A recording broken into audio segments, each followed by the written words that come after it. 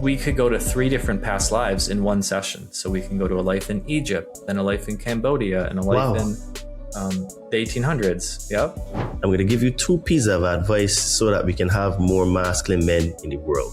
1, throw your TV out. 2, give your kids books to read. You can have whatever belief system in terms of religion, ideology for political belief.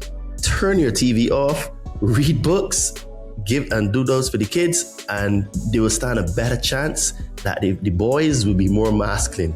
But imagine this concept, guys. If Earth is here now, if it's gone tomorrow, you still have to incarnate somewhere before you reach enlightenment. So where will you incarnate? You need to incarnate somewhere. So you'll probably end up on another planet. So he thought it was a food allergy, but it was an association with that thing. So a lot of allergies actually can be alleviated with hypnosis. But yeah, speech impediments can be fixed with hypnosis. What are the most common repeating themes you see across regressions? Is it persecution, vow of poverty, shame, loss, betrayal, religious trauma, visibility, or power? Which one shows up the most in men right now? Hey Conscious Man 7 family, quick question before we start. Do you love the depth of these conversations but hate when ads break the flow? I get it. Ads can feel like speed bumps on a highway, pulling you out of that deep zone. That's why we created a way for you to enjoy every episode completely ad-free while supporting the show at the same time. For just a few bucks a month on Patreon or Locals, you'll get full access to uninterrupted episodes. You'll get direct access to me so you can ask me any questions that you have, some cool other perks like early releases, and you'll also help us keep bringing you the powerful conversations that mainstream platforms won't touch. The link is in the show notes. Join us there and be part of this movement. Ever look up and see those dull, grey skies streaked with chemtrails, and you feel your energy sink? You're not imagining it. Something in you knows the sky isn't supposed to look that way. But what if you could bring back the blue? What if there was a way to clear the air inside you and above you? That's where the Chembo comes in. They create powerful orgonite, tools that generate orgone energy, the life force that helps neutralize EMFs from your mobile phone, your Wi-Fi, and even 5G. It's nature's way of restoring balance, bringing cleaner air, calmer energy, and deeper sleep. Every piece from the Chembo is handmade, from tactical tower busters to beautiful pyramids and jewelry, crafted with the precise ingredients to generate real orgone energy. And here's the best part. They've proven it. For over 10 years, they've cleared thousands of miles of chemtrails, bringing the blue back to the skies around the world. So if you're ready to take back your weather and your well-being, go to thechembo.com. Use coupon code CM7 for 10% off and experience the shift for yourself. Don't fear the chemtrails or the EMF. Be empowered with the Chembo and never feel helpless again. If you are new to this podcast, please don't forget to like, subscribe, and to share, because that helps us to be recommended in the algorithms. If you would like to support this podcast, please check out our merch store on Amazon with the brand Todd and Me. We've got some cool t-shirts, tank tops, hoodies, and sweaters. Link will be in the description of this podcast. And if you're now starting a spiritual journey, you would like to start a spiritual journey, or you're currently on a spiritual journey and you would like some help removing some fears and traumas, please hit me up on my Instagram at Adriano_246 and it will help you to get some magic mushrooms. Enjoy the show and stay tuned, because we have some more great content coming soon. What if the programming running your life didn't start in childhood and it didn't even start on Earth? Hello friends, welcome to the Conscious Man 7 podcast. I am your host Todd Cave. Today I'm with Jonathan Robinson, certified hypnotherapist and past life regression practitioner, and this episode is not spiritual entertainment. It is a direct challenge to what you think your subconscious is. Jonathan says he's guided around 1,000 regressions where people uncover the root of phobias, self-sabotage, body symptoms, and beliefs like I don't deserve to be seen or I can't be beautiful. We're going into reincarnation evidence, past life trauma, spirit guides, and the taboo stuff most hosts won't touch, Atlantis, off-planet lives, and even regressions into alleged ET abduction memories and memory wipe experiences.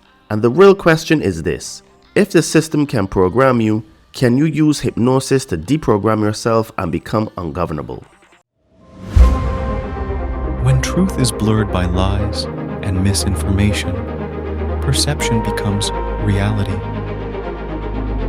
What will you perceive your reality to be?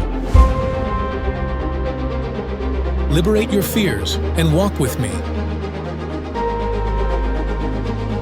Sit down and meditate. Connect with your soul.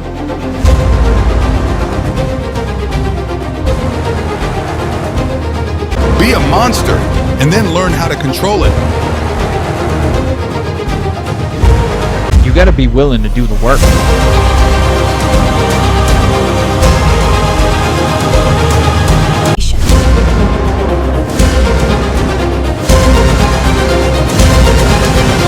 So it really goes really deep in terms of words and etymology and what they mean. So this is why it is really hard to really crack the matrix, because there's so many levels and layers to it, Hello, Jonathan. Welcome to the Conscious Man 7 podcast. How are you today, mate? Oh, never better. Thanks for having me. Yes, I am interested to talk to you. Really interested, actually, because past life regressions is really interesting to me, and hypnosis in general, because I have followed a little bit of Dolores Cannon's work, and that's opened my eyes to the idea of even past lives and soul contracts and all these kind of different type of stuffs. And I also have talked to someone before, in my personal life, that did hypnotherapy and stuff, but I never really delved in it. So when you said you wanted to come on the show, I was like, okay, great. I can learn something here, because for me, I like to delve really deep into these sort of quotations woo-woo subjects, because I don't think anything is woo-woo. I think it is just a matter of the level of consciousness that you're at the moment when you receive certain information, where your program will tell you that it is woo-woo or not. So yes, I'm really looking forward to talking to you today. So let's dive in a little bit to your origin story. You've said people notice your calming bedtime storytelling voice. How did that become hypnotherapy, and what pulled you specifically into past life regression? Yeah, I was working a job I didn't really like a lot of us do in our 20s, and didn't know what to do. And my friend said, I have a good bedtime story voice. And I said, what can I do with that? Because I don't really like narrating. And I started meditating, and started to dive into holistic practices like Reiki and working for holistic companies. And I really talked to the most wonderful people in the world, are holistic practitioners that have gone through disease or a healing journey and healed themselves, and now they want to help others. I really vibed with the hypnotherapists, and since I wanted to understand what is this life, what is consciousness, and what is the big picture, why are we here, what is our purpose, past life regression books by Dolores Cannon and Michael Newton really resonated with me. So if anyone's new to past lives, it's not religious, it's not it doesn't matter whether you believe it or not, just be open to the possibility of it, and read some of those books by Dolores Cannon, Michael Newton, Brian Weiss. And I guide people from all different walks of life through this experience, and I found everyone is able to go into their past lives, whether it's from this planet or another one, but it's usually from Earth. Yeah, that is a thing that I am very open to, that in terms of from different planets, because as I was developing in terms of my growth and to become the person I am now, one of the things that fascinated me is that I came across information talking about founder races, and that these races were from different planets. Some were feline, some were blue avians, and that kind of stuff. And, it's really fascinating when you think of it, that we may not even be from this planet, and some of our past lives could be coming back in hypnosis from different planets, which is very cool, because I think that, the universe is so infinite that why not? It it is a possibility that you can't take off the table, because to think that just all of existence in the world is just on planet Earth, I think is a bit short-sighted to think that we're the only planet with life in the world, you know? So you framed your work as helping people release subconscious blocks and access deeper awareness. What was the moment you realized this wasn't just interesting, it was real? Well, I started off doing past life regression and having a lot of success guiding people to their past life experiences. However, there was traumas that would happen. There would be a death scene where people would be a witch in their past lives and they would be hung or burned. There would be a drowning scene that comes up as a phobia, fear of drowning in this life. Random fears or phobias that are unexplained could be from past lives. When we're able to view the death scene in the past life regression, if it has an emotional charge as well as trauma, that could carry over as a form of a birthmark or fear or phobia. And I was wondering, this is good. It's curiosity and it's understanding the unknown, but where's the healing? Where are the people getting that releasement from?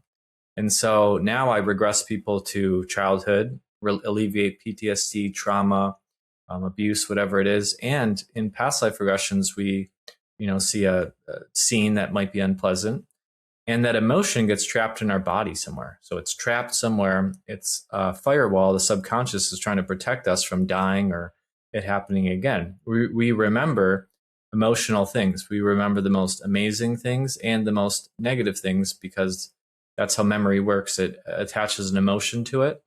So in the sessions in hypnotherapy, unlike talk therapy where you're there for months or years and you talk in circles about the problem, in hypnotherapy we identify the root cause and do energy healing techniques to release that emotion that's trapped in the body. The Body Keeps Score is a good book all therapists have to read.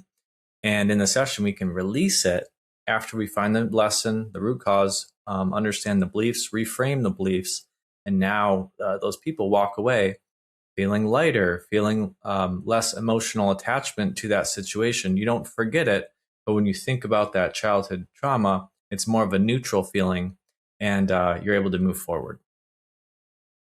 Really interesting. What you said just now reminded me of a book that I read by Bradley Nelson, The Emotion Code.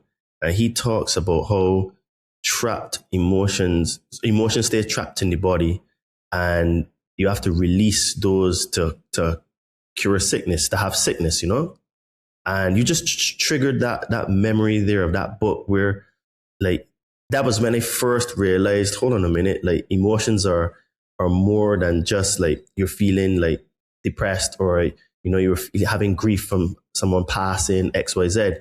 These emotions become trapped in the body and they cause great imbalance. And he has so many stories where he uses like a particular technique and a bit of a small apparatus to remove the trapped emotions. And sounds like you pretty much do the same thing in your past life regressions, but from a different modality.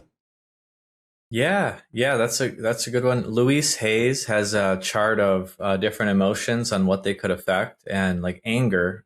Think about. I don't want anyone to think about an angry situation now, but you're tight, you're angry, you're tight, and that clenches the that would clench, the muscle used to hold in your bowel movements and the pelvic floor, and so that can result in colon cancer eventually. So because it's always tight, right? So these emotions that affect the body, more cortisol, more stress hormones, can affect physically eventually one day. And so when we release those emotions that are trapped, we're able to feel more at peace and in a loving state, in abundance and in awe. And awe is actually one of the most inspirational emotions because we're just in awe of a sunset or a flower or a beautiful scene and we're inspired. So that's a really good emotion. That's very high level awareness emotion to be in. Well, yeah, definitely, because Bradley Nelson in that book, he talks about the different parts of the body, like the liver, the spleen, the gallbladder, the the colon as well, in terms of getting affected from different types of emotions. So you're absolutely right, because they're different frequencies. They're on the scale, they're all on the negative scale, but they have slightly different frequencies, which are tuned to different parts of the body. And when they get trapped, they cause dis-ease, So yeah, I would encourage people to read that book that you recommended, and also The Emotion Code by Bradley Nelson. Really, really interesting. The Hawkins scale of enlightenment is a really good chart of consciousness. Hawkins scale of enlightenment, it's like the Maslow's hierarchy of needs, where at the bottom we're in survival, just trying to survive and get by, basic instincts. And then the Hawkins scale is more of a enlightenment chart. So at the bottom it's fear and anger and neutrality. Then at the top it's enlightenment, love, hope, and true authenticity is really high frequency as well. Fantastic. So you've said you've guided around 1,000 regressions. What do you think that volume of regressions has taught you that a lot of practitioners miss? Is it patterns, pitfalls, or what actually creates results?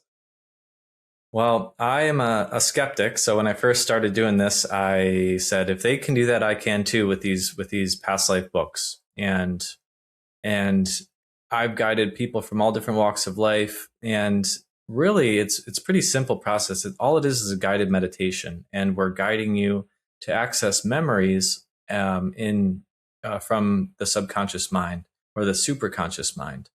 And people are getting visions, knowings, or feelings of their past life memories. And what's important to them is they get the releasement they deserve. So the universe tends to bring me clients where I'm going through an issue or a challenge. I'll see that reflected in a session with a client going through a similar situation. A lot of times it's able to release patterns or cycles that are happening in this life and have happened in past lives. And people can be male and female in past lives, rich and poor, dark skin, light skin. So really it helps people realize that we are souls in a body having a human experience as a spiritual being. And it's more of like a proving ground to prove that we are worthy of going to higher consciousnesses where we'll get more abilities and more freedoms. But right now we're trapped in this limited body. So it makes me appreciate life. It makes me know that we have a purpose here. We're here to help others. We're here to be in service. We're here to learn and progress ourselves. And, we're here to enjoy ourselves too, with celebration, with festivals and music and all the beautiful things Earth has to offer. Yeah, definitely. I think that we're here for more than just getting bills and paying taxes. That's for sure. And, it appears, according to all this stuff that I've seen from Dolores Cannon and other sources, that we just wanted to come here to get soul growth and to figure out what it is to experience all of these range of emotions. Because so they say that up there or in there or wherever there is, that things were just too perfect for us. And we just kind of got bored, and we're but everything is great here. Let's have some fun. Let's have some adversity. Let's see how far we can push ourselves, and let's see if we can grow. And we decided to come here and have all these plethora of emotions and types of relationships and situations and highs and lows to, as Dolores Cannon says, to grow. So I guess one of those are just all the experiences, Yeah, that's true. One of my first sessions, I guided a really spiritual lady. A lot of my clients are practitioners that do other modalities. A lot of psychics come to me, a lot of people that do plant medicine. Past lives comes up in ayahuasca and psychedelic experiences. Similar things happen in near-death experiences. Emotion code has past, not from this lifetime. Astrology has the South Node, which is past lives. So this concept isn't just one modality. It's not just one, group that's thinking it. In fact, over half the world believes in reincarnation at this point. So it's not religious, it's more spiritual. But even psychics, people come to me from psychics, they say, oh, something in your past lives is affecting you. You might want to get that looked at. So we do a deeper dive into that past life with a session. And in this prolonged theta frequency, we're able to guide a client through childhood to important days, to challenging days, to happy days, to death scenes, to what was the purpose of that life in the medieval times as a queen. You know, did you use your power for good to help the community, or did you use it to enrich yourself and your family? So we're able to view lots of different things, and it's always super unique. So my sessions never get boring. I don't know if they're going to end up in a battlefield and get have this one person last week. She had gut issues, and it started a few years ago. Well, in a past life, she was shot in the gut in the Civil War, and it was around the same age as she is currently. So it repeats that pattern or cycle. I had someone who had a shoulder aches and pains on his shoulder, and he had a birthmark.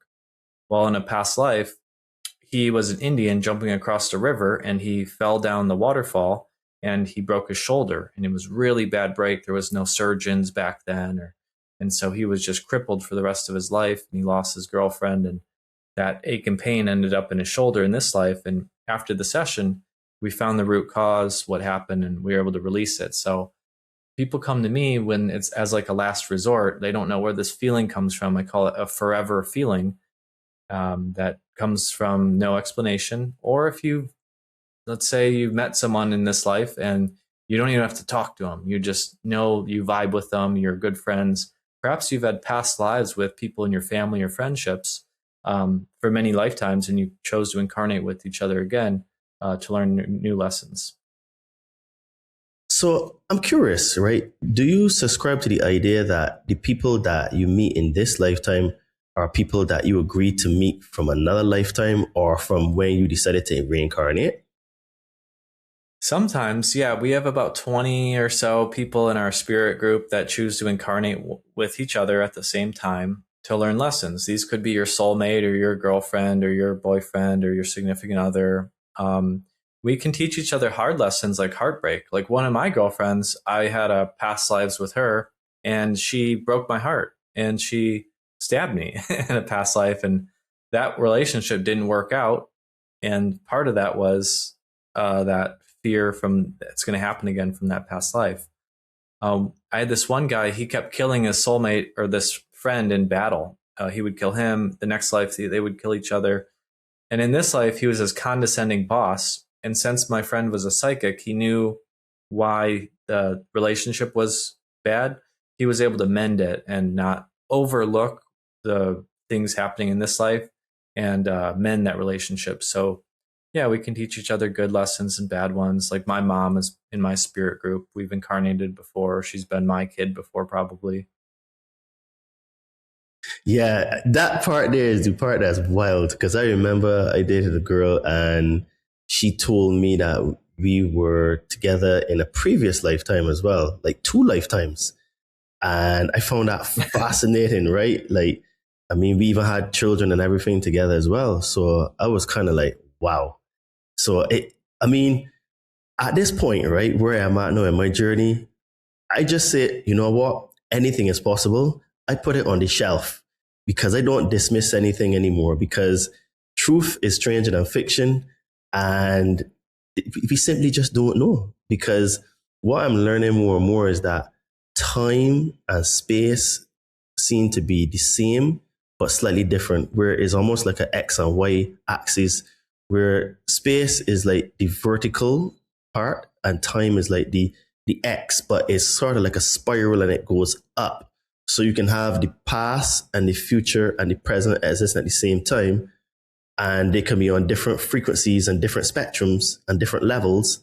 So past lives could be just one life, but at a different time-space continuum break. So for me now, I'm kind of like, it's just like so interesting. But at the same time, I'm like, wow, you can't really explain this properly to someone, because it's almost like trying to bend reality with words, you know?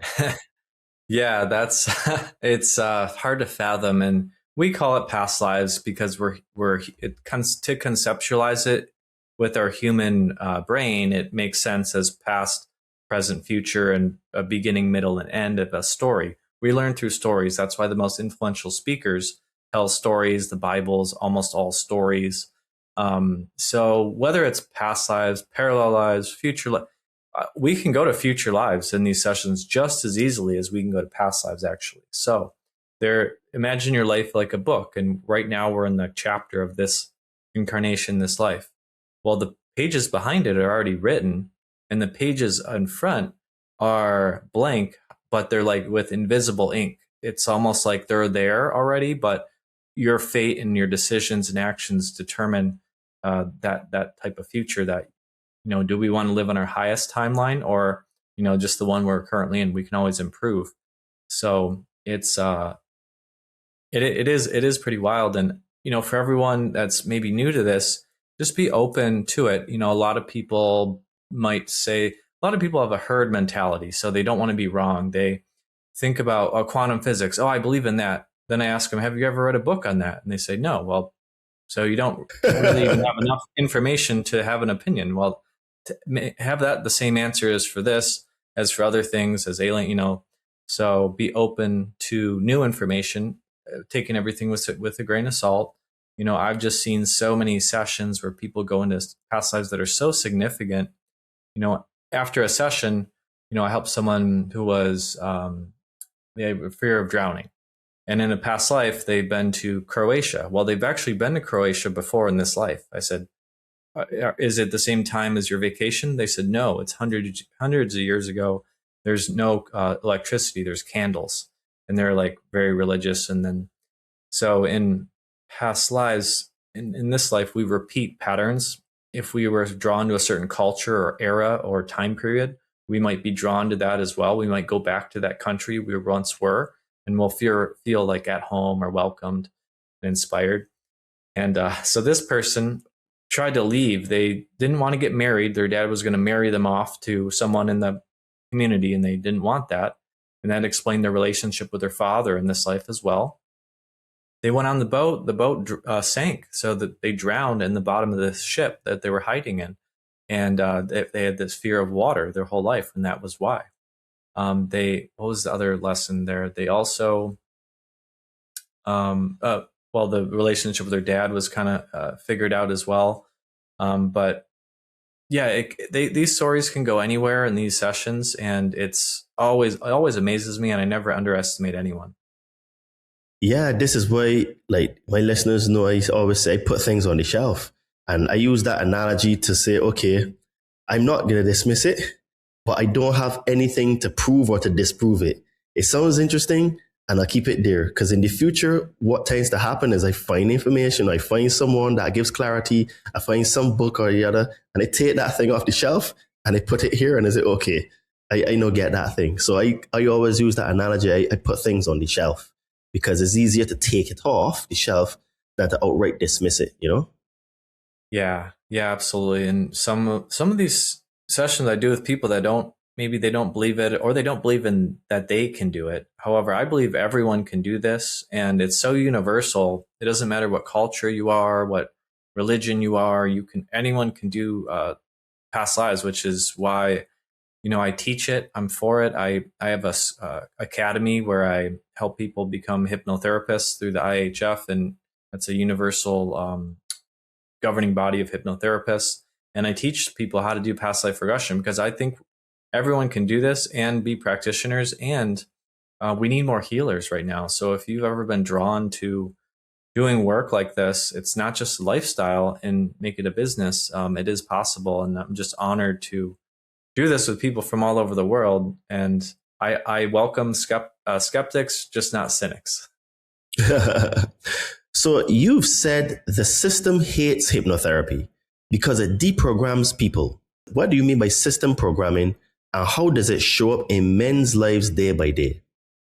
Yeah. So as a hypnotist, I see the subliminal programming in the news, the media, movies. And every movie ever made about hypnosis has always been a horror movie, a thriller, or a movie depicting it as this evil mind control thing.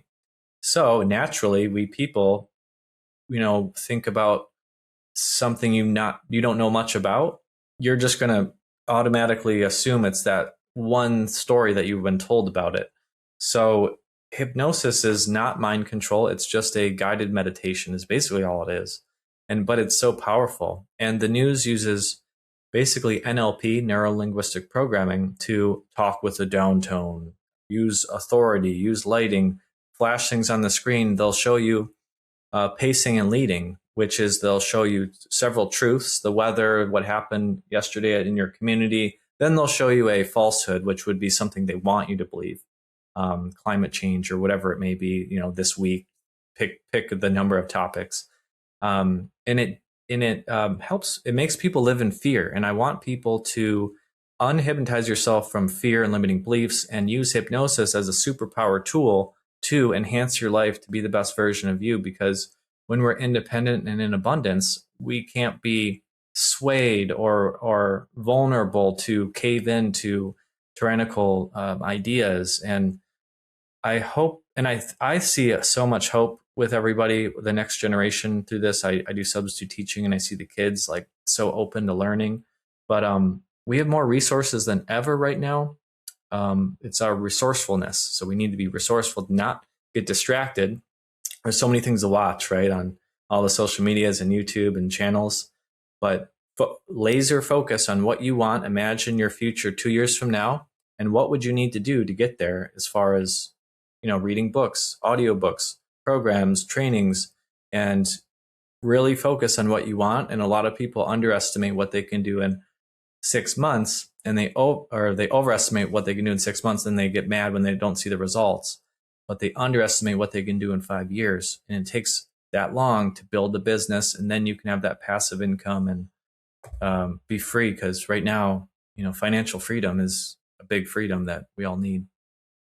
Yeah, definitely. And the thing is that we actually need more entrepreneurs, innovators, creators, inventors, and that kind of stuff. And what I find is that deprogramming, which is also part of the public indoctrination camps, which is schools, they don't give kids life skills when they come out. This is why I have done shows where we talk about Montessori, we talk about alternative careers like in manufacturing for kids, like apprenticeships, where you actually have a skill that you lean into. And we need those types of people, because it causes you to think outside of the box. And I see deprogramming as well. And this is one of the reasons why I don't own a TV, nor do I watch TV at all. Wow, nice, dude. Nice. Dude, I started watching TV, like, I don't know, probably 10 years ago. And when I moved to Mexico, in my first flat, I had a TV, but it was always unplugged. I never plugged it in. And in my flat that I'm at now, there's a TV stand with no TV. And anyone that comes to visit me say, you don't have a TV. It's like, I listen to audiobooks instead, because I find that that's a better way to learn, right? Than and you probably don't drink either, alcohol. Very, very, very rarely. Like, right. That's a dream killer right there. Being hungover and unhealthy, and so, absolutely. I don't either. I probably drink maybe once every 8 weeks, like something like that, and it would just be like, one tequila or one mezcal or something like that, because they're short form, so I don't have to consume a lot of liquid. So just get one shot in and then drink water afterwards, and I'm good, right? Because I understand alcohol is poison, so. Mm-hmm. I just refrain in a fancy label that says happiness or good times. Absolutely. Really absolutely. It is. It's really poison, because if you take alcohol and you put it on like a centipede or an insect, you kill it, right? So I'm conscious of putting it into my body. So, I mean, for a celebration, toast, and yeah, that's cool. But like drinking like on a weekend, hell nah. And by the way, anyone listening that does drink, 10 years ago, Jonathan, if you were to say that to him, he'd laugh me out of the room. But I think once we raise our vibration more as well, and I don't want to escape reality anymore. I like my life. I'm thriving, and I like helping people and meeting people from all over. And before, I didn't know what to do, and I was scared, and I didn't know what the next steps was. So I would drink to kind of avoid those problems and coping with emotions as well. So now, finding healthier ways to do that, and realizing it's a trap, and you want to work toward your dreams, you have to give up some of the bad habits and get around people that are succeeding. So when I started this, I got around other hypnotists. I didn't know anyone when I started this, and now I know so many holistic practitioners and hypnotists, and I constantly bug them and ask them, hey, what are you doing for this? How's your marketing? How are you getting clients? And so getting around people that, whatever business, it doesn't have to be holistic. You could be in property management, and just get around other people doing it. Their secrets will rub off onto you, and that's how we get better. I was literally telling a friend of mine a couple of weeks ago that I call it the method of osmosis. So if you want to achieve a said thing, search for people that are doing that said thing, that are excelling, great, or even if they're not higher than you, they have the hunger to be that thing, because their hunger, you can be like, damn, he's really going for it. Like, shh, you know what? I got to do that as well. So you can feel inspired. So both of y'all can be like, so I give an analogy. I used to be a sprinter when I was a kid. And how you train to be a sprinter is that you always train in a pair. So you would do 100 meters, walk back, 80 meters, back, 60, 40, 40, 60, 80, 100. And you always be with someone. And you always had someone there pushing you. So you just didn't want the other guy to beat you. So you would be pushing in every sprint that you're doing. So even if that person is not necessarily better than you, but they are definitely got the hunger, the drive, and the tenacity, pair up with them, because you can be bouncing ideas, you can be pushing one another. They can see something that you can't see, you can see something that they can't see. And that way you push together, right? Because, human beings, one, are social creatures, and two, a little bit of competition always brings out the best in us. Always. We just that, I don't know, is this like fire inside of us that we just try to outdo one another. And that positive competition, it causes the tide to raise, and a tide raises all ships, Yeah, and it's that intensity that you can't have on your own, perhaps. And when we're just during this conversation, just talking to you, I feel like my consciousness is raised, and I hope all the listeners out there, we're opening up some doors, and you guys feel like you're part of it too. And just having these conversations, really helps, as opposed to like being isolated, in solitude by yourself. So, having that intensity, especially getting that movement in, working out. And us as men, we, a lot of my friends who don't have girlfriends, for example, they don't know what, women want, but what, in this conversation is a men oriented thing, right? So I wanted to share like a few things that I've discovered. Is women want a man with drive and purpose, and women want a man who can provide for them, protect them, and be loyal to them. And part of that is not making the woman like on a pedestal, making your mission your goal in life, not her. She's part of it. You make each other better, but having that mission toward, mine is for raising the consciousness of the earth by helping people through past life regression, my school. And, after I started having more of a mission instead of just partying and stuff like that, I just started attracting so many people to me that it was effortless. So a lot of men out here, we don't have a purpose, and that kind of they can see that through that, and you'll get more attractive partners and more options by being a provider, being a protector, and tapping in your divine feminine and making it safe for them to be in their divine feminine.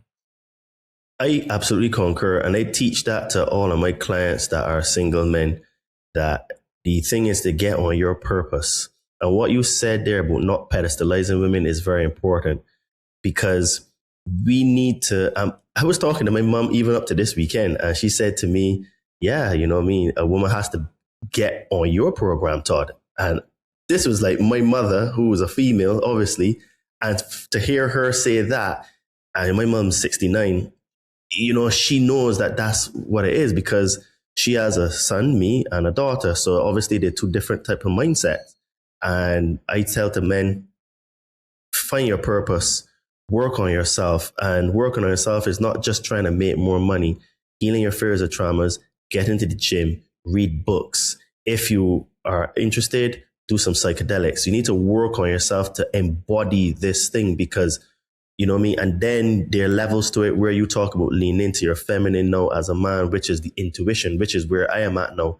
I use a lot of intuition. I meant divine masculine, but we should have a balance of both to have be emotionally available. Yes.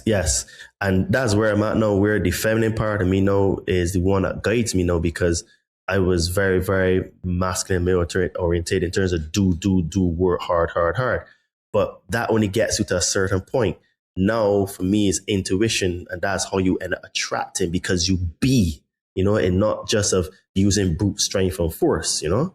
So, you know, to all the single men out there, I concur what Jonathan is saying, and you may want to replay that particular part in the podcast a few times because there's some really good nuggets in there, right? Well, here's a really good tip I learned when I used to work for the crisis hotline, and using this to help you, you know, to help you comfort women in a crisis. So it sounds like because. So let's say your girlfriend comes back from the hairdresser and doesn't like her hair, and she complains about the hairdresser and, my hair, she didn't listen to me, she didn't do this. She doesn't want you to fire the hairdresser or solve her problem. She wants to be heard. So it sounds like you're frustrated because the hairdresser didn't listen to you. And then she'll go on and, yeah, you're right, she didn't listen. And she'll go on and then it sounds like you're, you know, whatever the next thing is, it sounds like emotion because this happened. So it sounds like because is a really great thing to help to make women feel heard and be there for them, because they operate in emotions and they don't want their problems to be solved by you. They just want you to comfort them and be with them. So it sounds like you're frustrated because this, and hopefully that trick will help you guys. Absolutely. That's a very good one. I use a different tactic, but I like that one. It sounds like because this, I'm going to definitely use that one. So let's transition and talk into what goes on actually in a session. So walk us through your process from start to finish: intake, induction, assessing the subconscious, regression, release, and integration. What are your non-negotiables? Yeah, thank you so much. And so I'm very, serious about this. We're intentional about it. So a lot of my clients are very intentional. They've been wanting to do past life regression for many years, and maybe they didn't meet someone in their area. Well, the beauty of online is whether you're online or in person, after the first minute, your eyes are closed. And as long as you can hear my voice, it's like I'm right there. So a lot of people are more relaxed and comfortable in their safety of their own house. And so I do this with people from all over, and I find it works even better than in person. And it's like a guided meditation. So hypnosis in itself is a guided meditation. Then what you do after the induction is what it's called, after they're hypnotized, which is basically the theta frequency. It's not sleep. It's not mind control. You'll be awake the whole time. You'll be very aware. However, the conscious mind, the analytical mind, is resting, while the higher self and subconscious is able to come through. And so guiding people to that relaxed state is all about trust, rapport. It's about listening and setting that environment, that tone. So getting them to that relaxed state, frequency of theta frequency, which is hypnosis.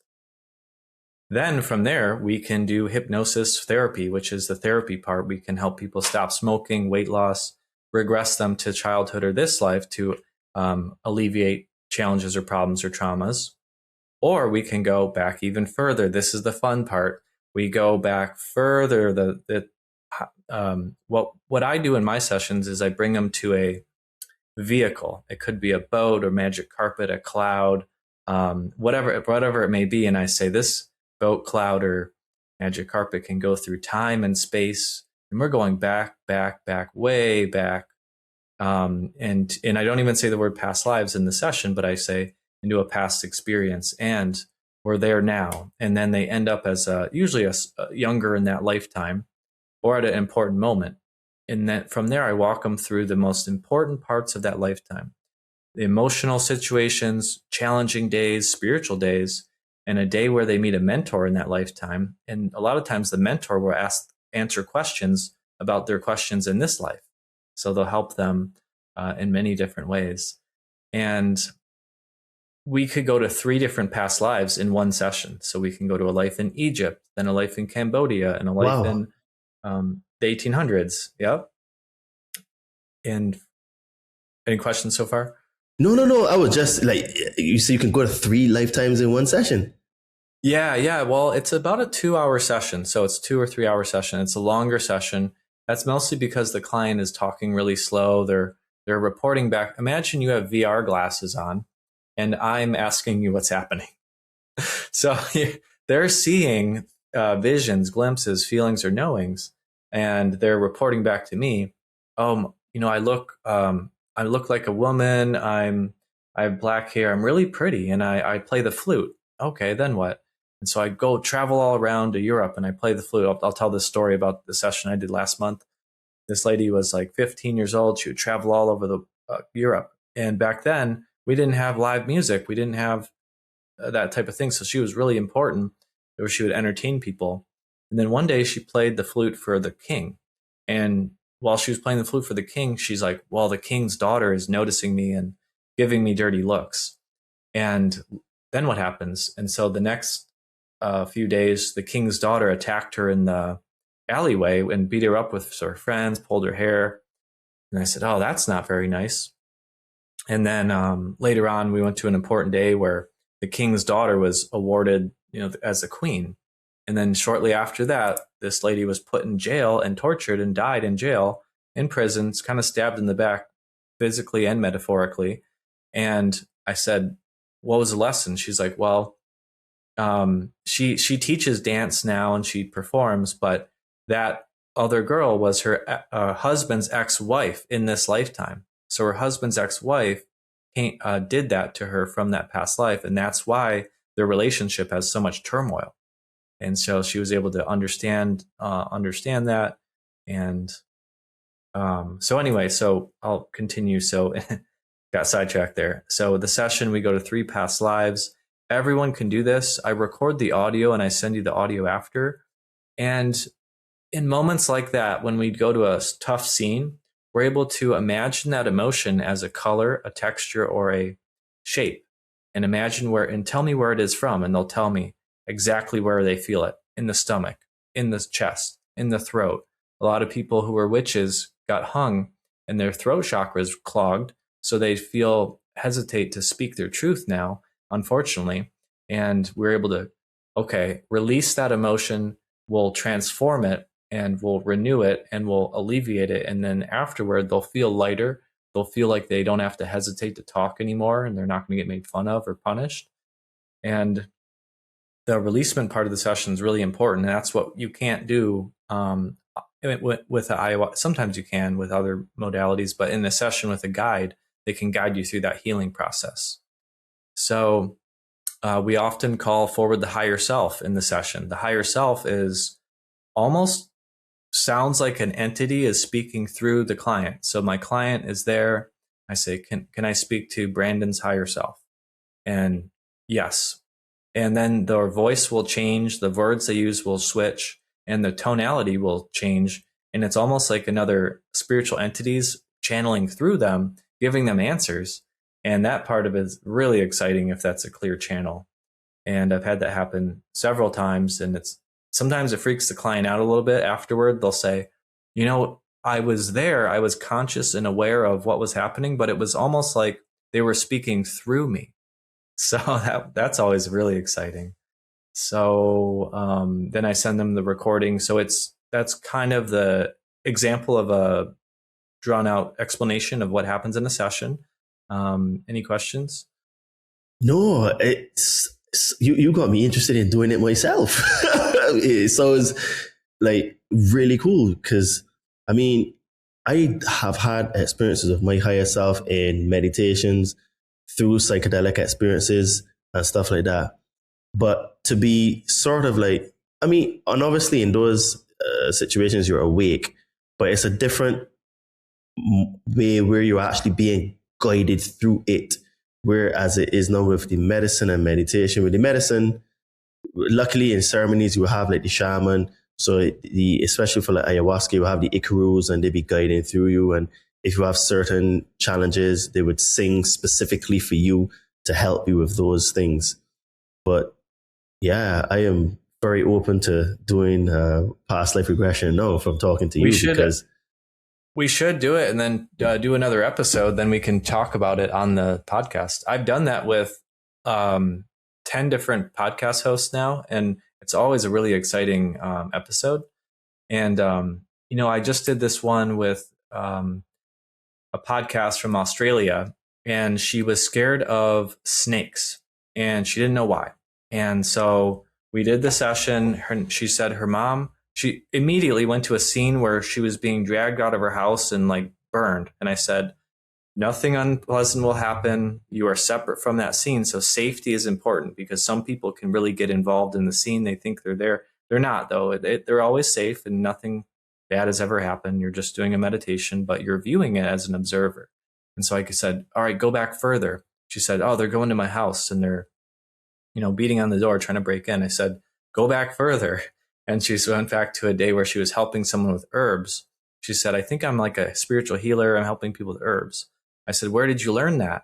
And she went back to when she was a kid. She was 5 years old. Her mom was a witch, using a crystal ball, helping people with spells and fortune telling.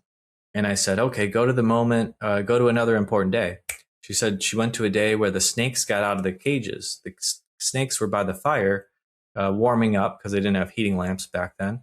They were cold-blooded. And so the snake got out. It really scared her a lot. She was a little girl. And her mom tried to comfort her, but it didn't help that much. And she was scared of snakes from that scene for many lifetimes until this one. And snakes is a really important symbol for her. Every time she sees one, she gets downloads and intuitions. So later in that life, she learned she used snake venom to heal people. Funny enough, Big Pharma uses snake venom now to heal people with vaccines and other things. And I'm not really for those things, by the way, but they use it for other medications that are not so many side effects. And she found out the root cause of her fear of snakes. She found out why she's afraid to speak, because she got punished for speaking. And unfortunately, I've had so many. I mean, I knew immediately what was happening. She was a witch. It's happened so many times in my sessions, at least one a month. Someone's a witch, because a lot of spiritual healers and spiritual people now were spiritual people that cycle or pattern carries over. The essence of who you are, your character, your funniness, your personality will carry over. You'll look different in different bodies, and male and female and stuff, but your character and essence will carry over to different lifetimes. All right. I'd be interested in it. So when we finish this show, we can probably talk about that and set up a session and stuff, because I'm very keen, because the thing is, what I do today is not what I thought I'd be doing, because I used to be a civil engineer and I used to be, deep in the dirt and wearing construction boots and high vis and hard helmet. And now I talk to people like you, which is also much fun.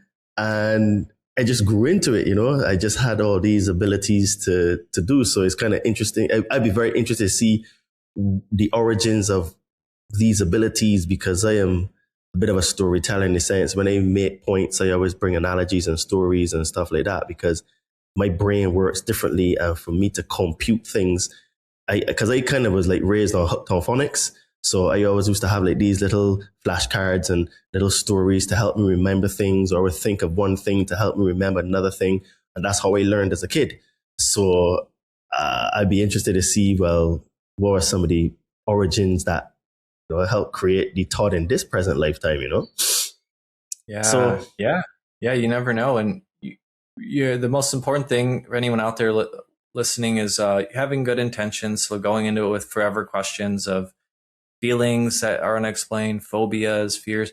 Birthmarks are unexplained in this, science doesn't know what they are, but there's a book called Birthmarks from the 90s. It's about past lives. Many past life regression therapists will tell you most often it's a trauma in a past life that carried over. I had a guy with a birthmark on his back, and he was trust issues with men. He was scared of crisp knives, the swirly knife that Aladdin used, or Jafar used in Aladdin. Yeah. And in a past life, he was in London at midnight, full moon, and he was stabbed in the back by a stranger. And, Wow. No reason, just stabbed in the back. And that birthmark was on his back, on his left side, and it carried over to this lifetime. Very At another interesting. person, another really cool story I don't usually tell is one person had a birthmark on their back, and they got a flashback watching the movie Titanic. In the end of that movie, there's people in the jail cell that can't escape the boat. They're like locked up, and they're letting the rich people out first, and the poor people are like stuck in the bottom, unfortunately. And so in that session, he does hospitality right now, and he was doing hospitality in that lifetime for the king. He would set up all the king's dinners and make sure the food was good, and the servants were, making these royal palace meals. And one day, the daughter of the king was really mad at him, and they got in an argument. Well, back then, the king just sentenced him it was Roman times. He sentenced him to the Colosseum to fight with the gladiators. So he was really shameful. He was really hurt by it. That shame emotion carried over. We were able to release that. And what they did was they made him fight in the Colosseum, and they made his family watch from a cage, a jail cell. So he was really sad. He lost the fight. He was sad. His family had to see it. And that ticklish birthmark on his back was a trident that got stabbed right into his back. The trident killed him, and he remembered that scene because it was so emotional. So remember, emotional charge with a death scene and a trauma carries over to the next lifetime, especially if it's at the end of the life. Wow, it's almost like you answered my next question, but I think there's still more to it. So you said trauma is often an emotion trapped somewhere in the body, and you ask clients where it is. What do you notice when someone locates it, and what usually happens next? Yeah, that's a really good sign. So they can locate it because it is somewhere. And basically the subconscious doesn't speak in logical, rational language. It speaks in metaphors, colors, emotions, feelings, and shapes. And so we need to speak to the subconscious in its language. And so when I ask them, where does that emotion come from? I've never had anyone tell me, I don't know. Or if it's everywhere, it could be like many layers, many, hurts in a row, many layers we need to peel back. But let's say in the heart and it's tight. Okay, what does it look like? Oh, it's spiky. It's spiky and black. Oh, okay. And then from there, we can release it to outside the body. We can spin it and spin it and spin it until it shifts or changes. And they always tell me, oh, it's changed. It's clear. It's cleansed. And it's translucent now. And I say, okay, release it. Then try to feel that negative emotion. And they always say they can't. It's gone. So if you do it right, this is a technique that David Schneider uses, a famous NLP hypnotist. This is a technique that I use and I teach in my hypnosis course, and it's very effective. It's kind of like NLP, which we think about, just counting backwards from 10 to go to sleep doesn't really work. Well, it works in hypnosis, and it works under hypnosis. It works. These techniques really are effective. And I'm just honored to be able to do it with people from all over. Yeah, it's very, very interesting, all of this. So you've said the subconscious communicates in metaphors, colors, shapes. Why does the subconscious speak that language, and how do you translate it into real world change? Yeah, it's almost like a fire. Our subconscious is a firewall that's trying to protect us from getting hurt again. So if something bad happened, like when we touch a hot stove when we're a kid, we'll know to automatically keep our hand away. Even if you go near the stove, your hand might just be over here because the subconscious knows danger. And so it's trying to protect us from getting hurt. And sometimes after we experience that trauma, whether it's PTSD from a war or battle, or police officers have to see a lot of sights that aren't good. People can have abuse when they were kids, and then they're put on a lot of weight to. I've had a lot of people with abuse as a kid put on a lot of weight to protect themselves from that relationships that could possibly harm them in the future. And that weight is like a barrier And that's why hypnosis works so well for anything over 40 pounds. Isn't a diet issue. It's a emotional self-worth issue that comes from a root cause of, younger years. And once people wonder why they can't lose the weight, but after we do the hypnosis, the subconscious allows them to lose the weight because it's not needed to protect them anymore. Wow. So anything over 40 pounds is something in the subconscious, is basically what you're saying. Yeah. Unless there's underlying issues or multiple things going on, but that's why weight loss is so good for hypnosis. That's the most common things for hypnosis is stop smoking and weight loss. And usually in one session, I can help someone stop vaping or smoking, and then from there we can go to the reason why. Usually you're smoking because of a reason, though, right? So you're using that to cope with another thing that happened, and so we'll get to that too. And then we won't have any urges at all. That kind of makes a lot of sense, though, because if you are 40 pounds over, which is like 18 kilos, that means that you are constantly eating food that you shouldn't be eating, or just constantly eating in general, which means there is something you're trying to cope with. Okay, yeah, that makes a lot of sense, because, you see like some of these programs where people like 100 kilos or 220 pounds over XYZ, and you would look at them and say, but can they not see? Don't they know that they're just eating themselves to death? But it's because there's an underlying problem that they're not dealing with, that the food is just masking to just put distance between them and it. So yeah, I never thought of it that way, but it makes total sense the way you explained it. So yeah. You've mentioned giving clients recordings to reinforce the work. What's your integration protocol for the next 24 hours and the next 7 days after a regression?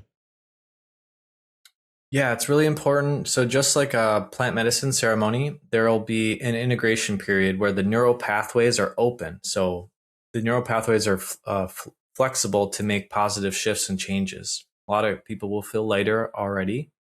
A lot of people will get messages and downloads and signs in their dreams and meditations a day or 2 days after the session to gather more information. And really, a lot of people have so much more room in their mind where they're not ruminating on what coulda, woulda, shoulda happened back in the day when I got in this argument, or feeling negative about something. They have more room to feel grateful, thankful, be in the moment and excited about the future, and focus on their goals. Because if we don't have a goal, guys, we need to be constantly working toward something and could have purpose and fulfillment. And so now they find their purpose a lot of times in these sessions. They know they're on the right path. They have more confidence and clarity. And that way they can be so much more optimistic moving forward. Okay. So you've said you don't lead clients and that the higher self guides them to what's relevant. What safeguards do you use to avoid planting ideas, especially with Atlantis and extraterrestrial content? Yeah, so a hypnotist or in a session, you shouldn't guide people by saying, go to the past life in Atlantis. What happens is, or look down at your feet. Are they webbed or do you have shoes? Well, then they have only two options, and they start thinking about answering those questions within that context. Well, it's better to guide them with vague suggestions that don't lead them on at all. And so we're going off of the vehicle, the boat, the cloud, whatever it is, and now we're there. We're going through the portal, and now we're in the past. We're on the ground. Where are you? And so I don't even say past life in the session. It might be a past experience, because I want them to know it's not from this life, it's from a different one. But usually the higher self will guide them based on their questions. So the questions you have written down, the client writes down a list of questions, and those questions will guide them to view the most relevant past life experiences. Now, if I know someone's gone to Egypt in a past life and they saw it in a mushroom ceremony and they want to know more about it, I can guide them to the life in Egypt by just telling them, all right, go to that past life in Egypt, and they'll go there. but that's not always for their highest good, because the higher self knows what's for their highest good, and that'll bring them to the most relevant places. Okay. Now, the big skeptic question. How do you personally distinguish between symbolic subconscious material, imagination/confabulation, and something that feels like a genuine memory? Yeah, it's not too important to me whether it's a past life, a metaphor, a dreamscape, as long as they get the healing that they deserve. So whatever their beliefs are, if they're Hindu, they'll see Hindu angels. If they're Christian, they'll see, Jesus and angels that are of the higher self will show them images that are relevant to them that make them feel safe.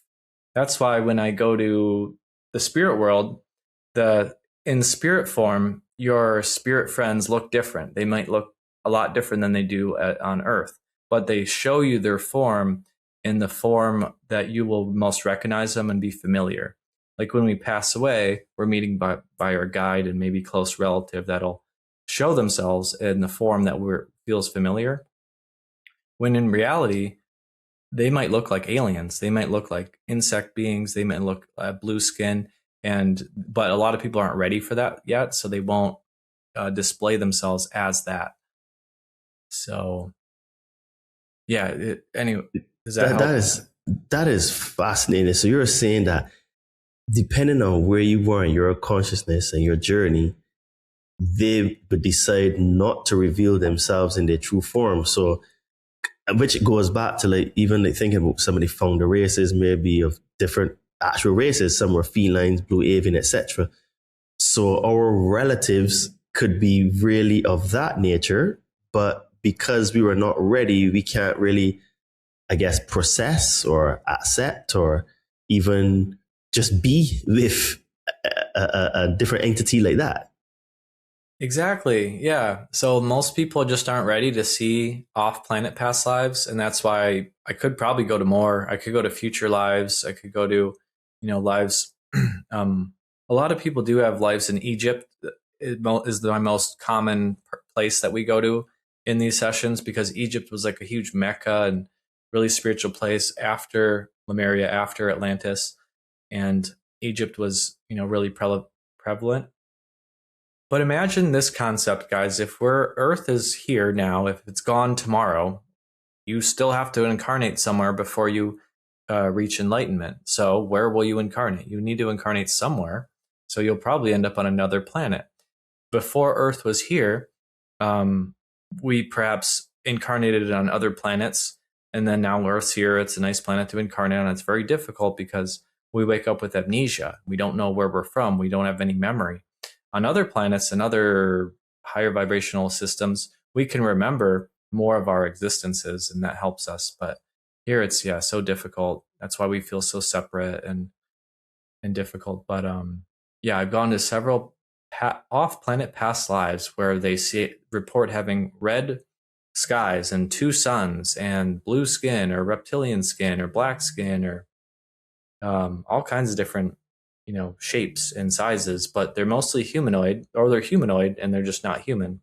And then sometimes it's one race, sometimes it's multiple that live on a planet. But what's really interesting is when I say to go to an important day or spiritual day, oftentimes they go to a day where they're doing a ritual and they're meditating.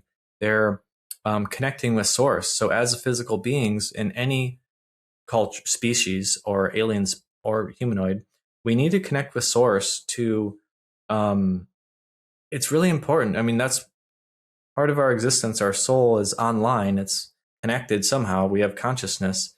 And so connecting with source through rituals, through hypnosis, through meditation, even when you sleep, you're connecting the source more. That's why we need to sleep or we'll go crazy. So connecting with source is always a fundamental part of life, no matter what humanoid or alien you are. Okay, I see. You've said some people worry they're making it up. What are the tells that someone is in a deeper hypnotic state, and what do you say to bring them back into trust without leading them? Yeah, my first session, I thought I was making it up. I was seeing an Indian woman, and I was like, oh, I'm making this up. And then I kind of gave up. And then a year later, I did it again. And I saw the same thing happening. And I wasn't sure, but I kept going with it. And so I tell people, I encourage them, even if you think you're making it up, it'll seem like a dream. It'll seem like a vision. You'll know, because when you squint or when you force it, you're like squinting or trying to make things happen. But when we're just relaxed and receiving, we're receiving the information. It's effortless. So I say, just trust it. As the scenes progress, you'll know more and more. And then it'll eventually at the end, it'll have deep connections to who they are. Like they're scared of water. They may have drowned in the past life. They're scared of heights. They fell off a cliff in that past life. And then we also go to multiple past lives. So maybe the first one isn't resonating, but we'll go to 2 other ones. And a lot of times that'll really resonate. Then they'll tell me, you know what? I was a horse breeder in that past life. And I always used to draw horses when I was 4 years old. I didn't know why. So these little details that they tell me after the session always connect it perfectly at the end. Okay. You've made a bold claim in the past. It only takes one session, or maybe a few sessions, for massive shifts. When is one session enough, and when is it not? What's the mechanism, not the marketing? Yeah. And so I chose hypnotherapy. I've studied many different modalities, but hypnotherapy gets to the root cause to create the lasting change on a subconscious level. And the subconscious is what runs the show of all of our habits in our life. And so that's why if the client in person is ready to make the changes, is open to the process, we can make that shift in one session. I've helped people stop smoking for 20 years habit, stop smoking with no withdrawals. I helped someone who had childhood trauma for 50 years, and we did one session. We were able to alleviate it. She used to think about it every day. And after that session, she reports not thinking about it at all. So if the client's ready, willing, open to make those changes, it is possible. Sometimes it takes 3 sessions, because a lot of people, if you have childhood trauma or this life trauma, we do a session on that first. We clear that first, then we go into past lives. The second or third session would be the past life one. And I've had this happened to me last month, where this person came to me. She had a speech impediment. We were going to do a past life session. Well, she didn't go to her past life. She went to when she was 4 years old in this life. Her parents were yelling. She got in the middle of them and yelled at the top of her lungs. And that caused that speech impediment to protect her from feeling unsafe and scared in that situation. After the session, that speech impediment went away. She didn't need it anymore. It wasn't serving her, and it was released. Wow. So from 4 years old. So that's interesting. So because she was in the middle and she shouted, then because she shouted, it caused her to have this impediment to protect her from, I guess, maybe speaking out again? Yeah. It's, I had this one client, he was scared of spaghetti, or he hated spaghetti. And we went to this life, and at 6 years old, his dad hit him and yelled at him, and he got scared while eating spaghetti. So he thought it was a food allergy, but it was an association with that thing. So a lot of allergies actually can be alleviated with hypnosis. But speech impediments can be fixed with hypnosis. That is fascinating. It just I say this all the time, that human beings, we create a lot of stories that are not real in our minds. And especially as children, we are making machines. And because his dad spanked him when he was eating spaghetti, his subconscious believed that spaghetti was the problem, and then ended up having an intolerance to spaghetti. Wow. Yeah. You're right. We put beliefs in certain things. Oh, I'm good enough, or I'm not good enough, or I'm attractive or not attractive, or I can do this. But I've been lucky. I've had the mindset that I can do anything I want. Then everyone out there, you can do anything you want as long as you set your mind to it. In fact, there's someone out there with half the talent as you, doing what you want to do already, but they've just taken the steps to work hard to get there. and you are more talented. So if you believe in yourself, you can do it too. It is true, the line. I remember one of my mentors said, limitation only exists in the mind. And I agree with that statement 100% because, and I mean, like, anything is actually possible because we can become like the ascended masters and we can become like Yeshua. We can, even he said, greater things shall ye do. So that tells me that if we can do better things than he could do, there's almost nothing that we can't do. All we need to do is conquer the mind because the mind is infinite. The mind is able to create. The mind can carry you from one place to the next and you're still in the same seat you are in. So, and as a person that like practice calisthenics, I have seen so many times how my mind has pushed my body to higher limits. So yeah, the mind is an absolute incredible piece of software and it just needs programming to get the best out of it, So guys, we can take a very short break here to say, if this conversation is hitting you, don't just listen in silence. Smash that like button so the algorithm stops burying conversations like this, and share it with one friend who's stuck in a pattern they can't explain. Comment below Deprogram if you want more episodes that go past surface level spirituality and into what actually changes a man's life. Also, follow us on Instagram at Adriano_246, at the Conscious Man 7 podcast, or Todd Cave on Facebook to see what we get up to during the week, to see how I merge fitness, consciousness, and spirituality to help people to get into the best shape of their lives, but also level up in other areas of their life. Don't forget to check out the sponsor of our show, The Kembo, at thekembo.com to get yourself some orgonite pyramids, tower busters, and jewelry, which create orgone energy, which is the life source energy and neutralizes the nasty EMF waves that we are constantly bombarded with. Use coupon code CM7 to get 10% off your order. Now back to Jonathan. So you've described a client who carried huge weight and uncovered a past sexual torture/abuse theme, and you called it a karmic contract that got released. What happened in that session and what changed afterwards? Yeah, so this client, and I don't know if you're talking about this story, but I had a client when I was first starting. She was 500 pounds. She tried everything to lose the weight, couldn't do it, was about to take a drastic procedure, surgery, and wanted to try something else before she did that. Well, she went into a past life, and she went into a past life in the medieval times in, I believe, Europe, in a kingdom, and she was stunningly beautiful. She described herself. Her skin was soft, her hair was beautiful. Men and women adored her. She was so pretty. She was actually a concubine or a servant of the king.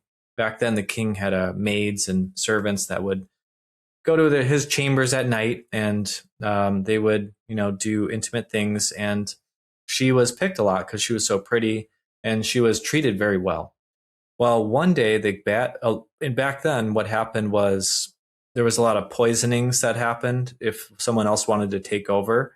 And so the bad king poisoned the good king. He died. They didn't know what happened. And it was one of his relatives or one of a successor that ended up taking over. And he was really evil guy. He cast a shadow over all the palace and took advantage of the women. It was like torture to this woman. She did not like serving him in his chamber. She did not like her life after that happened. And she made a vow to never be beautiful again because she thought remember those beliefs, guys? She made that believe that if she wasn't beautiful, this wouldn't be happening to her. So in that life, she started eating compulsively to gain weight, to look unattractive. That vow carried over to this life, and she put on the weight. She didn't know why. And after the session, she was able to lose hundreds of pounds, reported not having to do the surgery, and got her life back in a positive way without surgery and pills and all that. Wow, that is incredible. I mean, it just compounds what we were saying just now about, these beliefs, because, I just keep getting confirmed over and over that limitation only exists in the mind, and we create stories. And the thing is that as children, or even now you're saying in this conversation, the past life, you make up a story that's just not even real. and you tell yourself that this is what it is, and we believe it. So it actually becomes real. It becomes our truth. It not necessarily is the truth, but it is our truth. And it just causes immense self-sabotage behaviors. So it makes me even think now that even in the world of self-sabotage, it goes deeper than just like what is in this present lifetime now. It could be going into past lifetimes. And I think that most self-sabotage coaches may not even be exploring that realm, that avenue of it could be a past life issue than a present life issue, you know? Yeah. Here's a good example. An elephant, when it's young, they can drive a stake into the ground, an 8-inch stake, and the elephant will travel around the radius of that stake.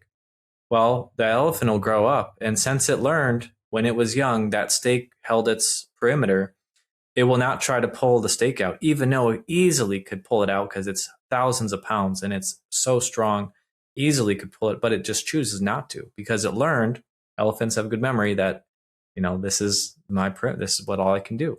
So sometimes we put those limiting beliefs on ourselves when we're younger, that we're not loved, or we should have shame, or we should have guilt because of this thing that happened to her. I had a session a lot in the reason I talk about childhood. I should explain this too.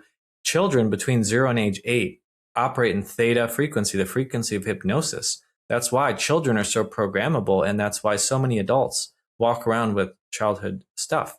And that's why those insults and things get just absorbed into them. They don't have a shield up like you or me to say, oh, you're not good enough. I don't believe, go away, or you can defend yourself. But children automatically believe it. So, these sessions go anywhere they need to go. And a lot of times it is for self-growth. It is for spiritual reasons. It's for, to see traumas and stuff like that. But we can also, on a positive note, find hidden talents of you were a leader, or you did medicine, or you were a shaman in past lives. We can find hidden talents and why you are the way you are today because of some positive traits, and carry that over with confidence as well. Yes. And you were earlier talking about you helped someone with a speech impediment in one session. So what did that reveal about identity, fear, or trauma being stored in the subconscious mind? Yeah. And, other hypnotists will say the same thing though, because I'm not alone. I'm not magic. I don't heal anyone. I just hold space for you to heal yourself. I empower you to do the healing on your own. I'm just there as a guide. So the speech impediments is very well known in the hypnotic world as a childhood trauma that occurred. One guy, Tony Robbins, did a really good event where Tony Robbins helped someone with a speech impediment. I think if you look that up on YouTube, it'll be there. Someone was watching Rocky and Bullwinkle while his parents were getting divorced. And since Rocky or Bullwinkle, it was a TV show back in the day, kids, if you're listening, you might not know about it. But one of them had a speech impediment, and he started imitating that because he was scared in that moment. And then he brought him to that moment. He said, release that emotion that's trapped there. You are safe now. You are using it to protect yourself from getting hurt, but it's not needed anymore. And we can rid ourselves of that belief, rewire our patterns, and let go of that block and let go of that limiting belief. So, it's kind of like skydiving. You can read a book on it, but you're not going to know what it's like until you do it. So that's what these sessions are like. It's like Reiki. You can hear about Reiki, but until you actually do a session with Reiki, you'll probably be not believe it. And I was a believer after I did my first Reiki session. I went to 3 psychics in the last year, and they all told me stuff I didn't tell anyone. No one could have known those answers. And I was so blown away and happy. It brought tears to my eyes with what I was hearing. So just trying it, being open to it, and, learning about it, reading about it's one thing, but doing it, experiencing it, that's a whole nother thing. Yeah. It's like I tell people that, I can bake a cake and I can tell you how beautiful it is. I can show you in a picture. You can look at it and I can tell you how lovely it tastes. But until you taste the cake, you have no concept, or you can't fathom of how delicious it is. So you just have to try the cake, which is just akin to what you're saying. You just have to do it. You have to go skydiving. If not, you won't know what it's like to fall out of a plane free falling. If you don't do the Reiki session, you would always be a skeptic and think it's not real. So sometimes being skeptic is good, but that should just push you to do the said thing so you can prove to yourself that it's rubbish. And then after that, you can make up your mind if it is rubbish or not, So that is the healthy part of being a skeptic, to just say, all right, I'll prove it wrong, Yeah. So you've said clients often carry beliefs like, I don't deserve to be beautiful, or I can't be seen. Where do these beliefs typically come from in regression, and what's your method for rewiring them? Yeah, in a lot of times, it is come from earlier days. It comes from relationship trauma where they were hurt by someone who didn't like them, and then they put a belief in them that no one likes them because one person doesn't like them, and we hold on to that, and so it carries forward. It's trying to protect us, but so I shouldn't be seen, or I should make myself small, as what some clients say. And really, I ask them to tell me what is the root cause of that. So everyone's a little bit different. Your anxiety, there's a million different anxieties. Yours might be different than someone else's. So every session is custom designed for that client. And we get to the root cause of it. And a lot of times it's an emotional situation that was negative, and it carried with them for many, many years. And the good news is, unlike talk therapy, we don't just talk about it for months and years and go nowhere. We just identify it. We find out where it is, what the beliefs are, rewire those beliefs to something positive, and many things that are said, in hypnosis, we can choose to agree or disagree. We can choose to accept or not accept the statements.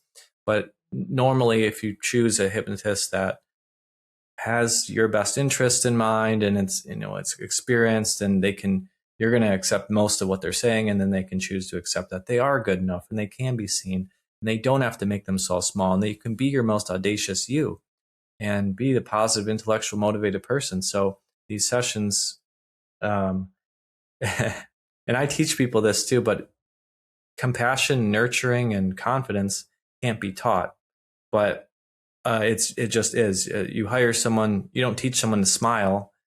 To hire them, you hire someone who's already smiling a lot. True. Right. Okay. So in your experience, what are the most common repeating themes you see across regressions? Is it persecution, vow of poverty, shame, loss, betrayal, religious trauma, visibility, or power? Which one shows up the most in men right now? Yeah. I've seen all of those in the past life sessions, but persecution comes up a lot, and abusing power. So a lot of times people are persecuted for speaking the truth. And that's why I think so many people today are scared to speak their truth too. And we want to follow the herd. So in the herd, if you're running along, if the herd starts running, you start running with the herd. If the herd does something, you don't want to be the odd person out. And in society, we use social proof. The news says, you think everyone's believing everything the news says, when in reality, only a small percentage of people are believing that. But since it's broadcasted and on TV, you assume that everyone's like that, but that's actually not true. And we don't want to get made fun of or outcast. So if your politics or your group is the one outcasting people for not having the same ideologies, maybe you should take a second look at your group and think twice about calling the other person names and ridiculing them, because if the party should be about love and unity and working together, not outcasting people for thinking differently. So power is another one that's really important. A lot of spiritual people have had chances to be kings or queens, but they've used that power for bad. They've used that power. They've got blackmailed, or they used it for gain in some way. Instead of helping the people in the community, they use it for negative things. And our politicians right now are being blackmailed. They're not. They're. You think everything's black and white, but it's really not. There's a lot of things happening behind the scenes that are unspoken of, and if we've really, a wise man once told me, follow the money, and nothing really else matters except for the money. If we separated that money and spent it wisely on everyone in the community, we'd be rich, we'd be wonderful. But that's just not happening. So I think people do need to audit where it's going and not be framed as negative for asking questions. That's a very interesting take, because my take on it is that in terms of men today being very following the crowd, because we saw this especially during the pandemic. Now, I would say that a lot of it is to do with the feminization of men, the hormones in the water, the food we eat, and the programming. Now, let's assume that all of those are true.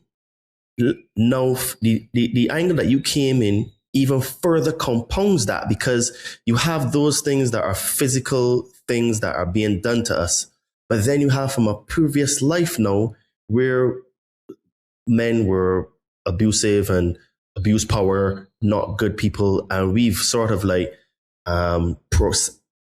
self-sabotage now in this group where we can just be small. We don't want to make the same mistake. So we've gone from one extreme to the next, where we were tyrants and abusive, to just being lambs, where we're just following and just saying, okay, master, I'll just do. You want me to just take lethal injections? Okay, I'll do it because you say so.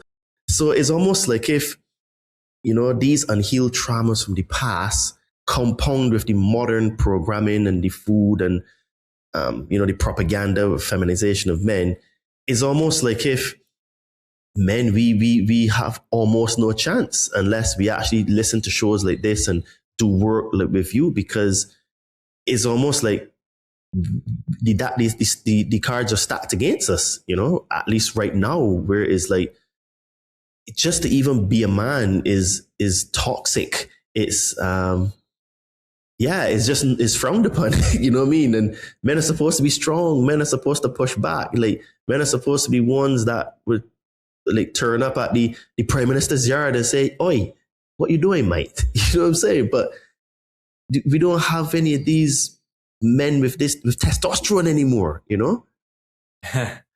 Yeah. And, we should go against the grain, and we should question if society was going in the right direction. I'd be for it and just following the crowd, but it's not. So we should speak out when we need to. We should protect and provide, and we should be a leader. And a lot of men, it's easier to be a follower. That's the thing. And so we need more women to be a leader, at least in their own household, or, with women, because women don't want to make their own decisions. On average, they want, to have someone to make it easy on them, to help them with decisions and leading them. And, I've talked to several women. They say when a man asks them on a date and asks them where they want to go, they just unfollow him automatically. They want the man to tell them where they want to go and what time they're going to pick them up, and be the leader in those courting processes. Then it can be more egalitarian. But I think most women would agree that that's what they want. And we need to not be afraid of being in our masculine. It's not toxic.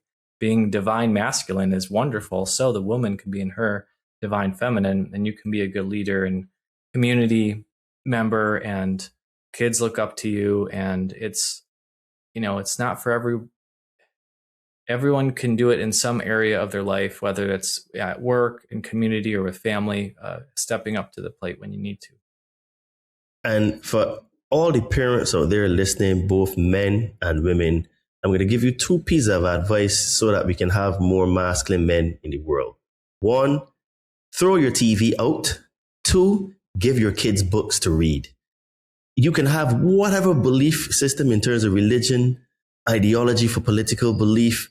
Turn your TV off, read books, give and do those for the kids, and they will stand a better chance that the boys will be more masculine, because the propaganda is savage, and all of this programming is coming from the screens.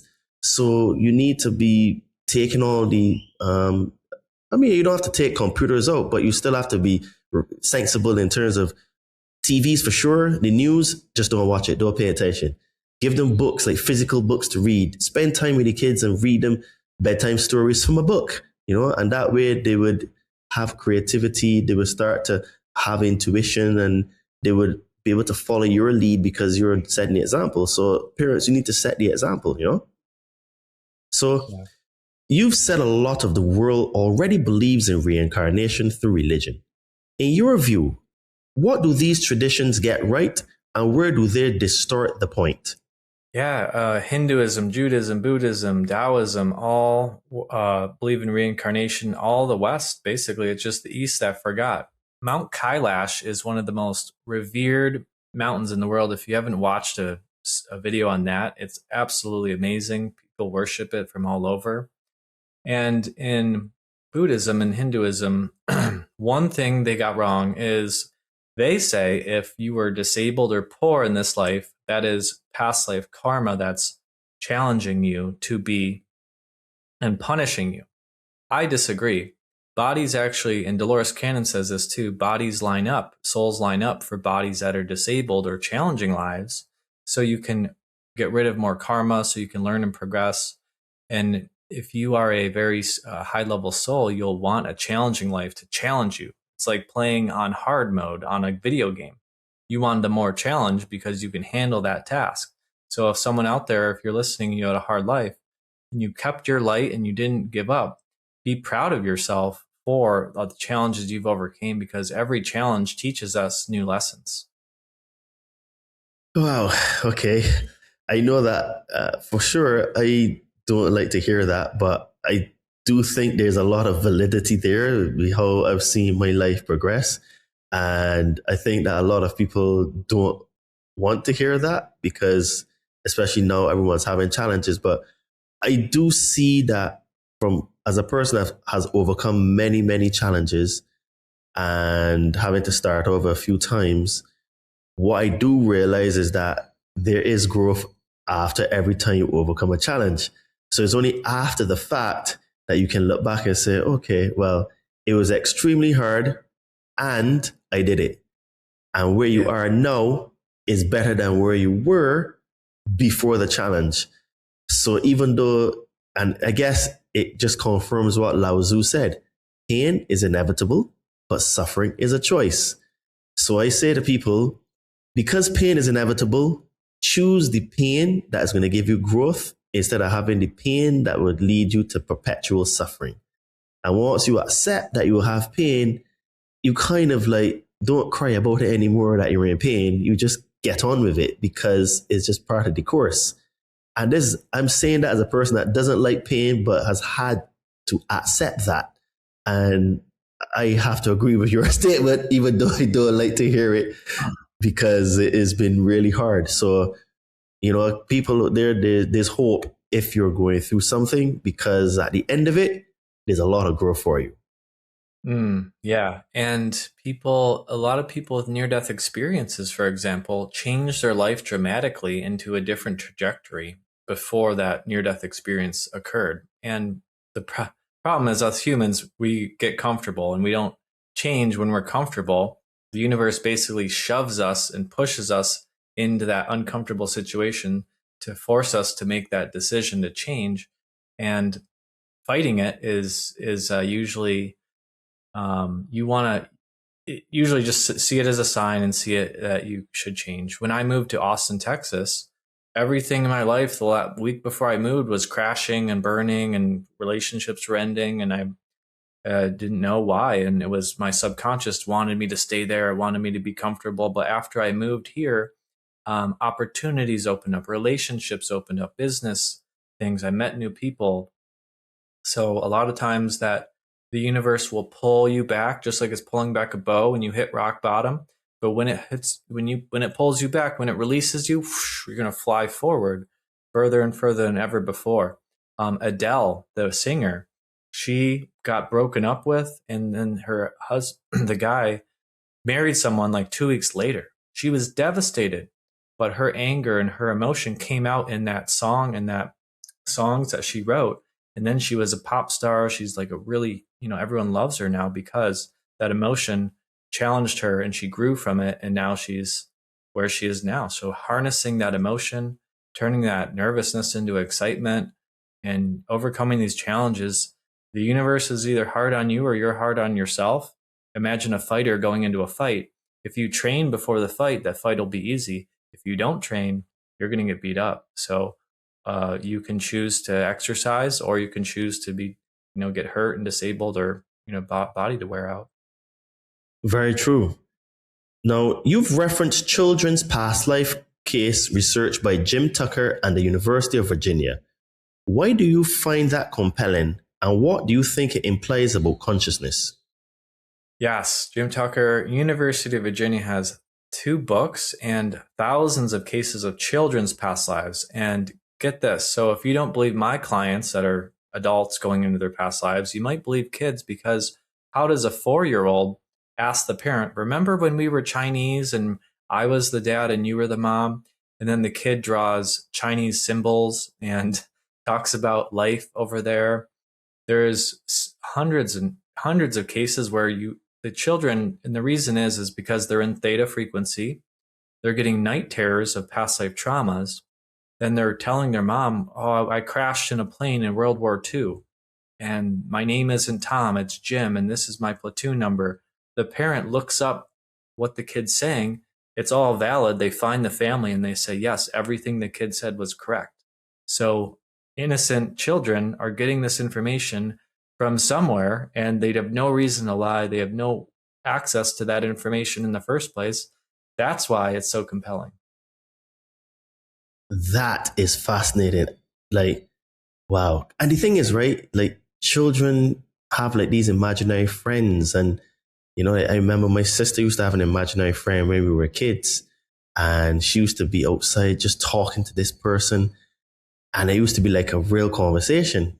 And, like, I mean, I never thought anything of it because I was a child, my mother used to just like let her be, So kids just have this ability to see. It's almost like they have like, for the kids for the people that are born in the 80s, there was a cartoon called Thundercats. And there was this character called Lion-O, and he had the Sword of Omens. And he used to say, Sword of Omens, give me sight beyond sight. And it's almost like the kids are tapping into the Sword of Omens and getting sight beyond sight, where they're seeing World War II platoon numbers, Chinese characters. My sister with her imaginary friend, they're just like seeing past the veil. And, the adults are just like, what is going on here? What is all of this? Yeah, and they operate in theta frequency. They're getting programmed to be, they learn multiple languages quickly. A lot of them have natural abilities of Reiki and seeing beyond the veil and psychic abilities, but the parents, unfortunately, tell them to suppress it, and then they do. But if the kids learned how to do Reiki and meditate and tap into their abilities, like the telepathy tapes are taking nonverbal autistic children, putting them through tests with double-blind studies with scientists, and they're able to do so many amazing things that you got to watch it to believe it. Really, it's amazing. It's like they're remote viewing. Basically, they're in another room and telling them what word and shape and color they're looking at, and they're blindfolded in another room. So we have this ability. We just forgot it. It's like a muscle. If we don't use it, it goes away. It atrophies. So the kids, if they learn to grow up and use it, they can tap into these abilities, and it's really amazing. It's very sensitive, so they can be very emotional. Psychics can be very emotional, but if you can harness that energy, you can use it for your abilities and good, and to, have premonition dreams of, people dying. I've had many people come to me that had dreams of someone dying, then the next day they die. So paying attention to these is exciting, and teaching kids from an early age. If you want world peace, teach all kids to meditate at age 8. And by the next generation, we'll have a bunch of meditators that can see 1 foot in this realm and 1 foot in the physical is balanced. You can't have, just be in 3D and work out all the time. And you can't just be in the clouds meditating. You have to kind of have that balance. And that's what we need, because if someone's mean to you, you won't just attack them or, get revenge. You'll think twice, and you'll, want the highest good and think about what you did. And so have that reflection. So yeah, I'm really honored to be here with the kids. I have so much hope for the next generation. Yeah, so do I. And we need to get through to the parents first so that they can touch, move, and inspire the children to become the generation that bring out all of this innovation and change and development and, go against the grain, because we as the adults are teaching them how to do these things. So this is why my show is how it is. I'm trying to help raise the consciousness of the entire planet, So this is why conversations like this are very, very important. So you've said ayahuasca often brings up past life themes too. In your words, what's the overlap between regression and psychedelics, and what's fundamentally different about hypnosis as a healing tool? Yeah, I'm for. I probably was a shaman in my past life. I think the psychedelics have a really good way of showing people beyond the veil and what this universe truly is by altering our consciousness. In hypnosis, it's safe where you're not under a substance, but you're in a different state of consciousness, the brainwave frequency. In psychedelics, you go into that frequency as well as an altered state and waves of emotions that come and go, and they're endless. But what happens is your intentions will guide either session. But in psychedelics, if there is past life trauma, it'll get brought up if it's important. So in a lot of ayahuasca ceremonies, like 20%, 30%, my shaman was saying, past life traumas come up. And then they're able to hopefully reduce or eliminate that trauma. If they don't, they come to see about 10%, 20% of my clients come from psychedelic ceremonies and psychics that tell them, or they find something about their past lives in these ceremonies. Then they come to me after because they want to do a deeper dive into it, and they didn't release the trauma they should have. The psychic doesn't have the techniques that the hypnotherapist use to rid themselves. It's just not their strong modality set. So it overlaps. The neural pathways are open after both. I think they're both really important. I have so much respect for anyone that does them to better themselves, because it's somewhat, I don't want to use the word scary if it's not. I don't want to imply that or lead you on, but it can be unknown, and we associate unknown with scary, but it's really not. It's very loving. It's very gentle. It's very for your highest good, and it's so much better. It's so good for growth. So they go hand in hand. I would say do the past life session with me or someone else first, and that way you can have even more better ayahuasca or plant medicine ceremony, because you already have cleared out a lot of that stuff that you don't want to bring up in the session.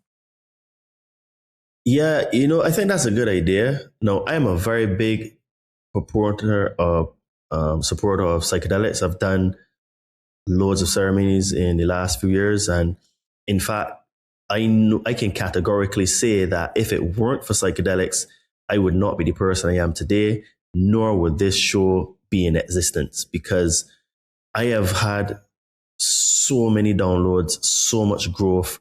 I've connected to past lives before. I have seen things that I can't even really put in words, because it's just a lot of imagery. And ayahuasca was I remember my first proper experience with ayahuasca. It was profound. I saw time and space as one. I saw sacred geometry. I had tapped into the Akashic records. It was wow, what is all of this? And from there, it was just me just trying to rebuild myself, discover who I was, because I was just showing all these things. And, this is what I say to people all the time. And my message has been the same for the last 7 years. Overcome your fears and your traumas. Work on yourself. Look internally, because this is where all the answers are. And what I like about the medicine is that it forces you to see what's there. Now, the other part that's very important with the medicine, which is also what you spoke about earlier, is the integration, the 24 hours and then the 7 days afterwards. When you do psychedelics, it's the same thing. Is the integration is you've been shown these things and the messages and the visions or the voice is generally extremely clear. But the challenge that humans have is that we want change, but we don't want to make the change. So you have to, this is where the other part about mindset, which I talk about a lot, comes in, where you have to just let go. The fear of the unknown is just the fear of the unknown. And that thing is less than the fear itself, you know, because fear is the cousin of death. And what tends to happen is that people will be shown what they need to do and they don't make the change. And then they will say, oh, well, hypnotherapy didn't work, psychedelics didn't work. But it's not that they didn't work, it's that because you didn't make the change. And that is the key part, because, you know, I see a lot online where people would consume a lot of positive information, send each other memes and posts and stuff, which is great. You know, you would get posts and memes every single day. We get them on social media every day. But, and I use the word but, we need to take action. We need to make the change, because change doesn't come about without change itself. If not, you keep having the same repeat patterns. And this is where the suffering that Lao Tzu talks about occurs, because you're not breaking the pattern or the cycle. So we need to do a little bit more instead of just thinking about doing, because the thinking is only half of the solution, you know? Yeah, I'm so happy you've had that wonderful experiences and did that. And I can say for myself as well, I've learned more in 4 hours on psychedelics at a festival in my 20s than I did in 4 years in college. It's opening a door to beyond the veil that is so loving. And the foundation of this universe is that frequency of love. And you connect with that, and then you know what's possible, and you can make those shifts.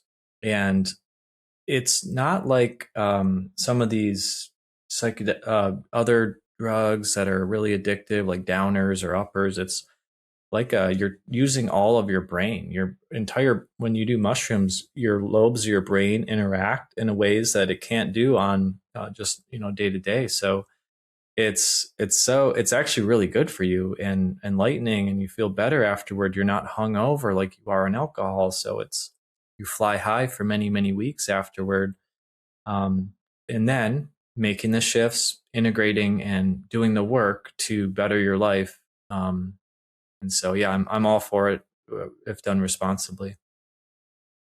Absolutely. And this is where, like, I help people get magic mushrooms. I give them a protocol on how to do them and tell them exactly what to do, because, you have to be responsible with the medicine, because it is medicine. So because it's medicine, you're not going to take it every single day. And it is medicine for the brain, like you take a cough remedy because you have a cough. Well, our brains are a little bit fractured at the moment. So the medicine helps put the brain back together because of all the traumas, fears, the programming from the society and the TV, So, yeah, I think that hypnosis, I've learned a lot from this conversation, and obviously psychedelics are great tools that we can use to help to put ourselves back together, heal ourselves, so that we become the change that we want to see, So, Yeah. So you've said many clients go to Egypt and some go further back to Atlantis and more rarely Lemuria. And you've mentioned Atlantis themes like divine feminine and even mutating animals and humans together. What patterns have you actually heard repeatedly, and how do you keep it grounded?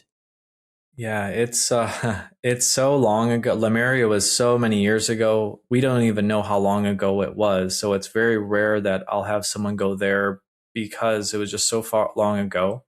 Atlantis was more recent. Egypt was the most recent Mecca that was very spiritual, and really, if you guys know about the 26,000 year cycle, the elliptical cycle, equinox. No, it's the the precession of the Precipitous? equinox. Yes, that. Yeah. So it's a cycle. We're going into Aquarius now, and it it ebbs and flows of how translucent or material or heavy we are. So we're very dense right now. We're going into like a lighter frequency where sound healing, Reiki, um, crystals, and frequencies can be more effective when we heal.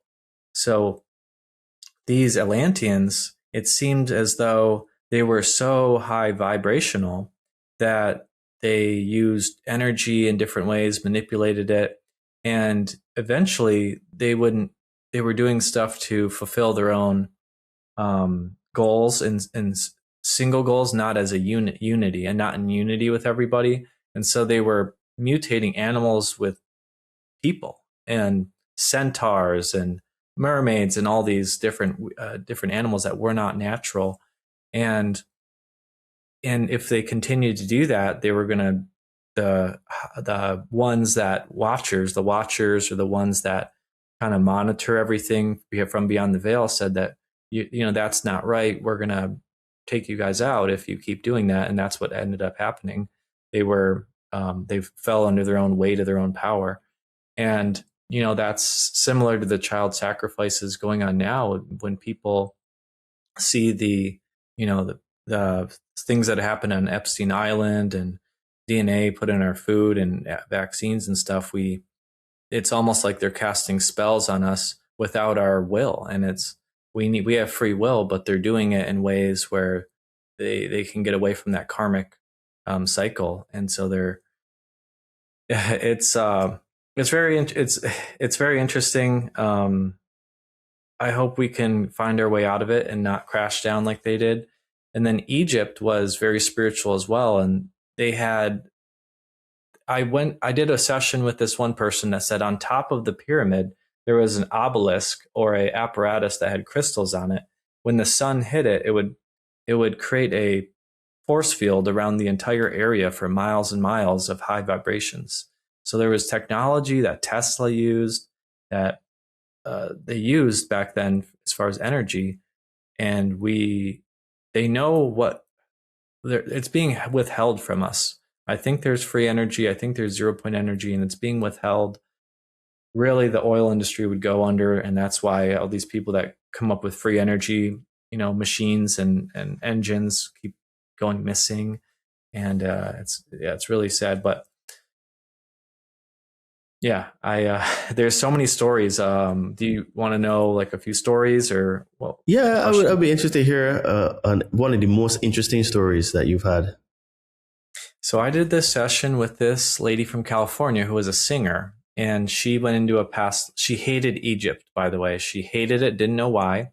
And she had a phobia of elevators. She would text her mom every time she would go on an elevator. She would bring snacks in case she would get stuck. She had this really bad fear of elevators or being in close quarters spaces, like claustrophobia. And we went into the past life, and she didn't even tell me about that before the session. It came out after. That's what happens a lot.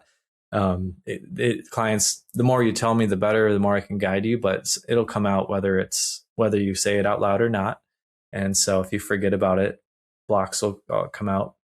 And so we went to Egypt as her third past life. She went to a few other lives in Europe. Then we went to Egypt, where she was a beautiful priest, where she would sing. So she would sing just like this current life. She would sing.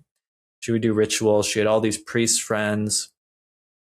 And she said she would use crystals. There was a high up priest who would teach her how to use crystals and Reiki to put Reiki energy into the crystal. She would wrap it in a leaf or something living, because if you touch it, the energy would go into that person.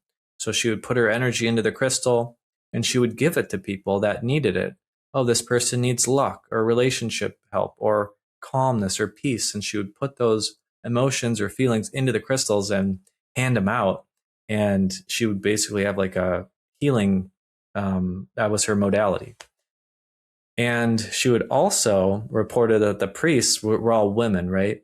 Well, one day a month during the lunar cycle, when the full moon was out, they would smoke a psychedelic called Blue Lotus, I think. and it would give them a psychedelic trip, and they would have tantric, intimate relations with each other on one day a month with this ceremony that they did, because they didn't have men as partners in their where the priests were all together as women. So that was interesting. And then she reported the pharaoh being really mean to her, really aggressive and really rude. One day she stood up for everybody and herself and said, "You can't do that to us." And the pharaoh said, "You're banished to the dungeon." So the guards took her to the dungeon, locked her in the session. She was shivering. She was like, "It's cold down here." And so the temperature feeling can shift in sessions. And they locked her in a 6x6 room that was cold and musty, where she starved to death. Answering her question about elevators, why she's afraid of bring snacks and is afraid of them. She was saying, after the session, her voice, she's actually on my YouTube, Journeys into Past Lives is my YouTube. I have a testimonial from her, and her voice sounds different. It sounds more confident, and she doesn't have stage fright anymore, and she doesn't need to text her mom every time she goes on the elevator anymore. Wow, that's incredible. I mean, the sort of transformation that you get when you actually get to the root cause of your fears, traumas, phobias, and stuff is just incredible. And, I'm really keen to talk to you after you show about the doing a session, because this conversation has really sparked my interest, to be honest with you. So let's go all the way in. You've described clients reporting off-planet lives, and even one client saying the word Anunnaki during a session without knowing the word beforehand. You've also spoken about regressing someone to the moment of abduction and even a memory wipe. What do you make of these accounts, and what's the responsible way for listeners to hold them without turning it into a fantasy or fear? Yeah. Well, let's cover the ET and abductions first. So I believe most abductions are friendly. So they're their own kind, checking on their own kind, making sure they're okay, giving them downloads, perhaps helping them in some way, and then putting them back. Or else, why don't they just destroy us and get rid of us?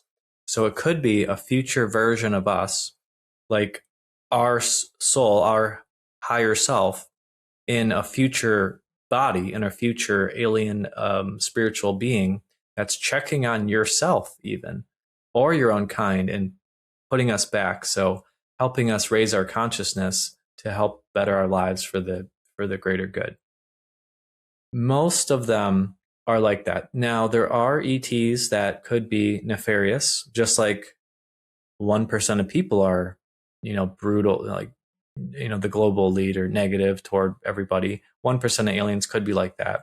A lot of people give the reptilians a bad rap, but I've had lots of sessions where people were reptilian in alien lives and they were fine. They weren't negative beings. You see, the tall grays or the Nordic whites want heaven on earth. The thing is, they're androgynous. They don't reproduce sexually or like we do. It would be too boring. Where reptilians are very chaotic and nefarious, and but we need that balance. We need that in between. We can't just be bored all the time in heaven, and we can't be in hell either. We want that balance kind of on earth where we experience chaos and emotions and a wide range of emotions. So we're in the middle. And in hypnosis, I've helped someone find $2,000 in a shoebox in their garage that they forgot 5 years ago. And in a regression, I can help people go to the alien abduction that they were in, and they're able to remember or account for that lost time. And a lot of times it's them checking on their own kind, probing them in a medical way and putting them back. And they can view what's happening on the operating table. They can see the beings. A common thing is they see heads that are floating. So what they do is they put memories into the person so they can alter your perception, because they're so much more advanced than we are. They say there's aliens walking among us. They just look like us. But if we notice them, they will project into our consciousness for us to be distracted and go on our way. So it's very interesting what happens. Usually it's good. I haven't found like a negative thing yet with that. And the abductions, if you have, I want to run a special this month. So anyone that has a close encounter, abduction story, your case, come to me. I'll give you a good deal on a session. And I'd like to explore like a detective and discover more about this, because it's very rare that someone comes to me for that. Wow, very interesting, especially the part about the memory wipe, where they actually know that their memory was wiped. And I guess maybe this is me being in the human experience. It sucks not to have to know your superpowers and to know what you used to do in the past and stuff, and you have to come and figure this all out now.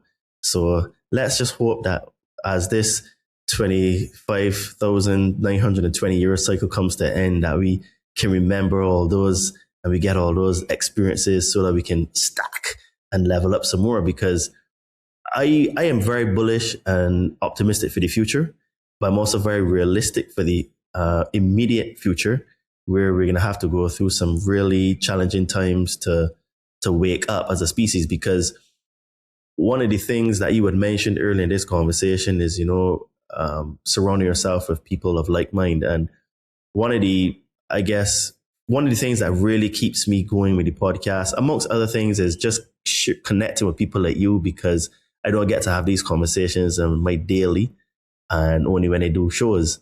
And I'm really grateful for it. So it actually is like therapy for me. And it also like helps me to grow, because like prior to this conversation, I was open to it, but now I'm down for doing like some past life regression, because I got real value from this conversation. It opened my mind. And that's the thing, where we're going now is like all of these different modalities, ideas. People can be now getting into crystals. People can now be getting into energy healing, Reiki. Like, I would say maybe, I don't know, 10% of the population is very open to all of the things that we spoke about today.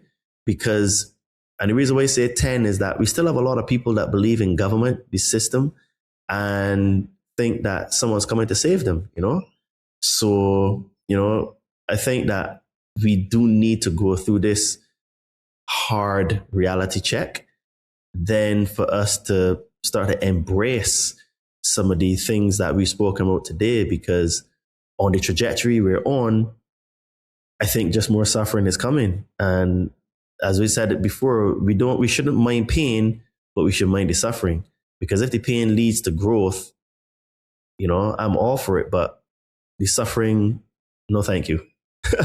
Yeah. Disclosure is coming. More and more people are open to it. That show Ancient Aliens, it's like a documentary. And so a couple good resources for you, not only Dolores Cannon, Michael Newton. Bringers of the Dawn is a channeled book from the 90s, and everything it's talked about is basically coming true. It talks about energy. And Raw Law of One, RA Law of One, is a really good channeled series from the 70s. And back then people just weren't ready for it, but it was a channeled, kind of like I do in my sessions when I call the higher self forward. Something is being channeled through them, a spiritual being, high level entity, but not just one entity. It's a collective. So when I ask them, what's your name in the sessions, when people channel beings through them, it's not, they'd always say the same thing. They always say, we are not one, we are many. Meaning that after 5D, after 6D, 7D, it's all a collective consciousness. So we can't have government hiding money and stealing and perjury and fraud, because we would know, because we can communicate telepathically and see each other's thoughts. Right now, we're kept in the dark because people can lie and deceive us and be dishonest. But that's all going to change once we raise our consciousness. And in the book Law of One, it's almost like Earth is a proving ground and a harvesting area. So perhaps we won't, as a humanity, won't raise our consciousness enough to be energy beings, all of us together, at least right now, but individually your soul can. So your soul will grow from every past life that you've had in this life. and then you will graduate to be at another frequency and perhaps incarnate at another planet. And they'd say there's a harvest. So every few thousand years, there's a harvest, and they harvest the souls that are high vibrational to bring them to the next stage in their development. The ones that are in suffering and fear and anger are left behind on Earth, and new, souls come in to grow as well. But every so often, there's a harvest, and they harvest the really amazing souls that are ready to expand beyond Earth, and there's nothing else to learn here. So that's another thing I learned just through books, and then it's validated in my sessions. Well, I am ready for beam me up, Scotty. I'm ready because, I want to be able to have telepathy and telekinesis and just teleporting, me coming in and out, right? So for me, all of that stuff excites me. So I'm ready to go, you know what I mean? Jonathan, this has been an awesome conversation, and I have learned a lot. I am sure that my listeners have learned a lot, and I think we've given great value here today, because some of the stories that you shared today were just absolutely had me in awe. You know what I mean? I was just like, wow. So please tell the lovely people at the Conscious Man 7 where they can find you. Tell us about the, if you have any coaching courses, anything like that you want to plug, and all of that great stuff.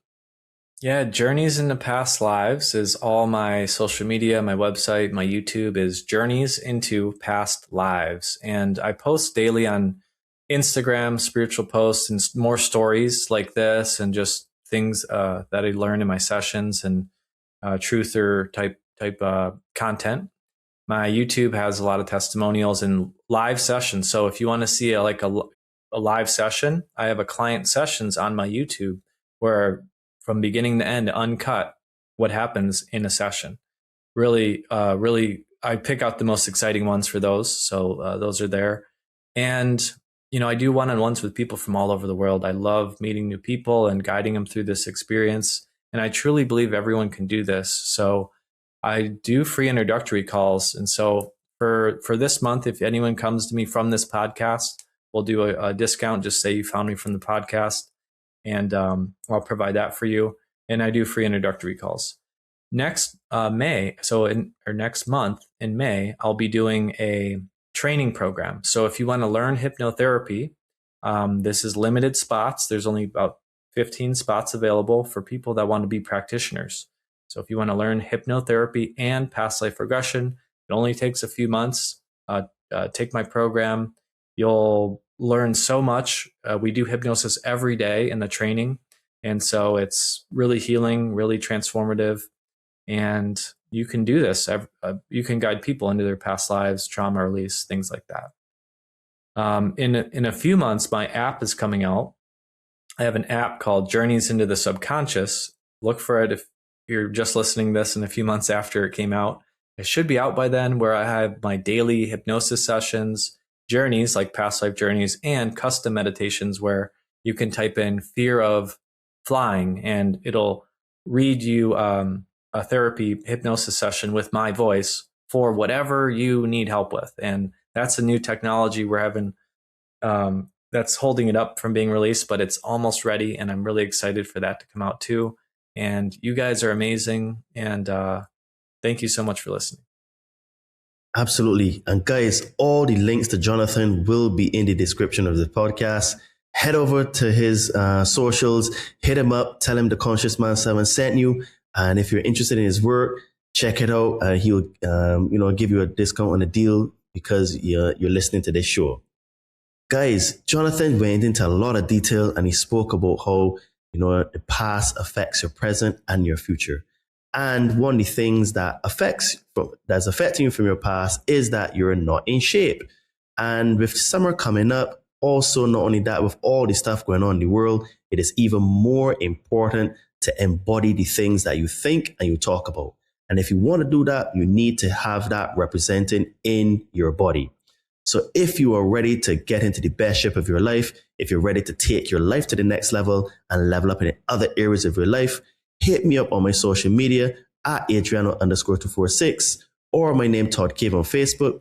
Send me a message. Let's have a chat and let's see if you're a good fit for the Compound Body Training Army, because I help spiritually inclined people burn fat and build muscle. If you are on a spiritual journey or you would like to start a spiritual journey and you would like some help removing some fears and traumas, I can help you to get some magic mushrooms. So hit me up on my social media at Adriano_246 or my name Todd Cave. Send me a message and let's help you to overcome some fears and traumas. If you're dealing with PTSD or CPTSD, magic mushrooms also help with that. So I help people from all over the world. So just hit me up at Adriano_246 or Todd Cave on Facebook, and I help you to continue your spiritual journey, help you with your PTSD, CPTSD, and removing fears and traumas. If you would like to support this podcast, you can do that by visiting our merch store.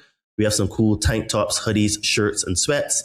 Link to that Amazon store, Todd and me, will be in the description of this podcast. And today we have on the shirt, Truth Isn't Learned, Truth is Realized.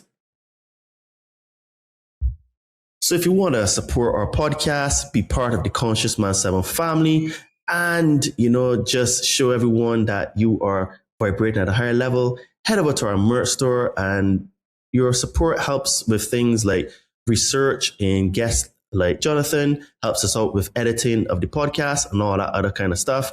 And guys, with the way the world is going, you're going to have to start voting with your feet. You have to start supporting the creators, supporting the people that are doing the work to help lift consciousness on the planet, and turn your TV off because it's just full of programming. If none of that resonates with you, but you also would like to support this podcast, and if you happen to listen to this podcast on the podcast platforms and you simply don't like ads, you can consider to become a member of our Patreons or locals community. So with just a few bucks a month, you get early releases of all the podcasts. You get direct access to me, so you can send me messages. And as we grow as a community, we have Zoom calls, live sessions, and all that fun stuff. So like I said, if you hate ads, you want to get an ad-free experience, you want to help support the podcast, just for a few bucks a month, you can become a member of our locals or Patreon store. Link will be in the description of this podcast to both of those communities.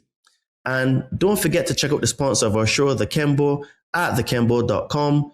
She, Sharon, and Gabriel, they make some really cool organite pyramids, tower busters, and jewelry that produce the Oregon energy, which is the life source energy, which also helps with those chemtrails and those nasty EMFs that you're surrounded with. And as they ramp up all of the technology, you're going to need something to protect you from all these dangerous waves. Link to thekembo.com will be in the description of this podcast.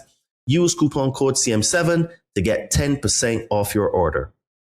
Guys, if something opened up for you today, don't waste it by scrolling into noise.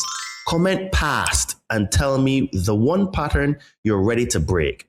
Subscribe to the Conscious Man 7 podcast and share this with a mate who's been carrying a weight that isn't even theirs. And remember, if the world can program you, you can learn to deprogram yourself. And if you're interested to work with Jonathan and journey into past lives, everything Jonathan will be in the description of this podcast. Jonathan, many thanks for being a guest on the show today. This was an awesome, awesome conversation. Be the change you wish to see in the world. And if you haven't watched his other episodes, guys, there's some really good ones, spiritual people, so check those out as well. Thanks for watching. Yes, thank you very much, Jonathan. It was a pleasure to have you on the show. To all the Conscious Man 7 family around the world, thank you for giving me your time today. Thank you for supporting the mission, and thank you for choosing to look inside of you to heal, as it creates a ripple effect into the world. This was another episode of the Conscious Man 7 podcast, the place where we go beyond the veil in search of the truths that they hide from you to help you reclaim your power and step into the truest version of yourself. You are the help that you've been looking for. So remember, folks, keep smiling, keep shining, and keep being the change you want to see. Speak to you soon. Cheers and namaste.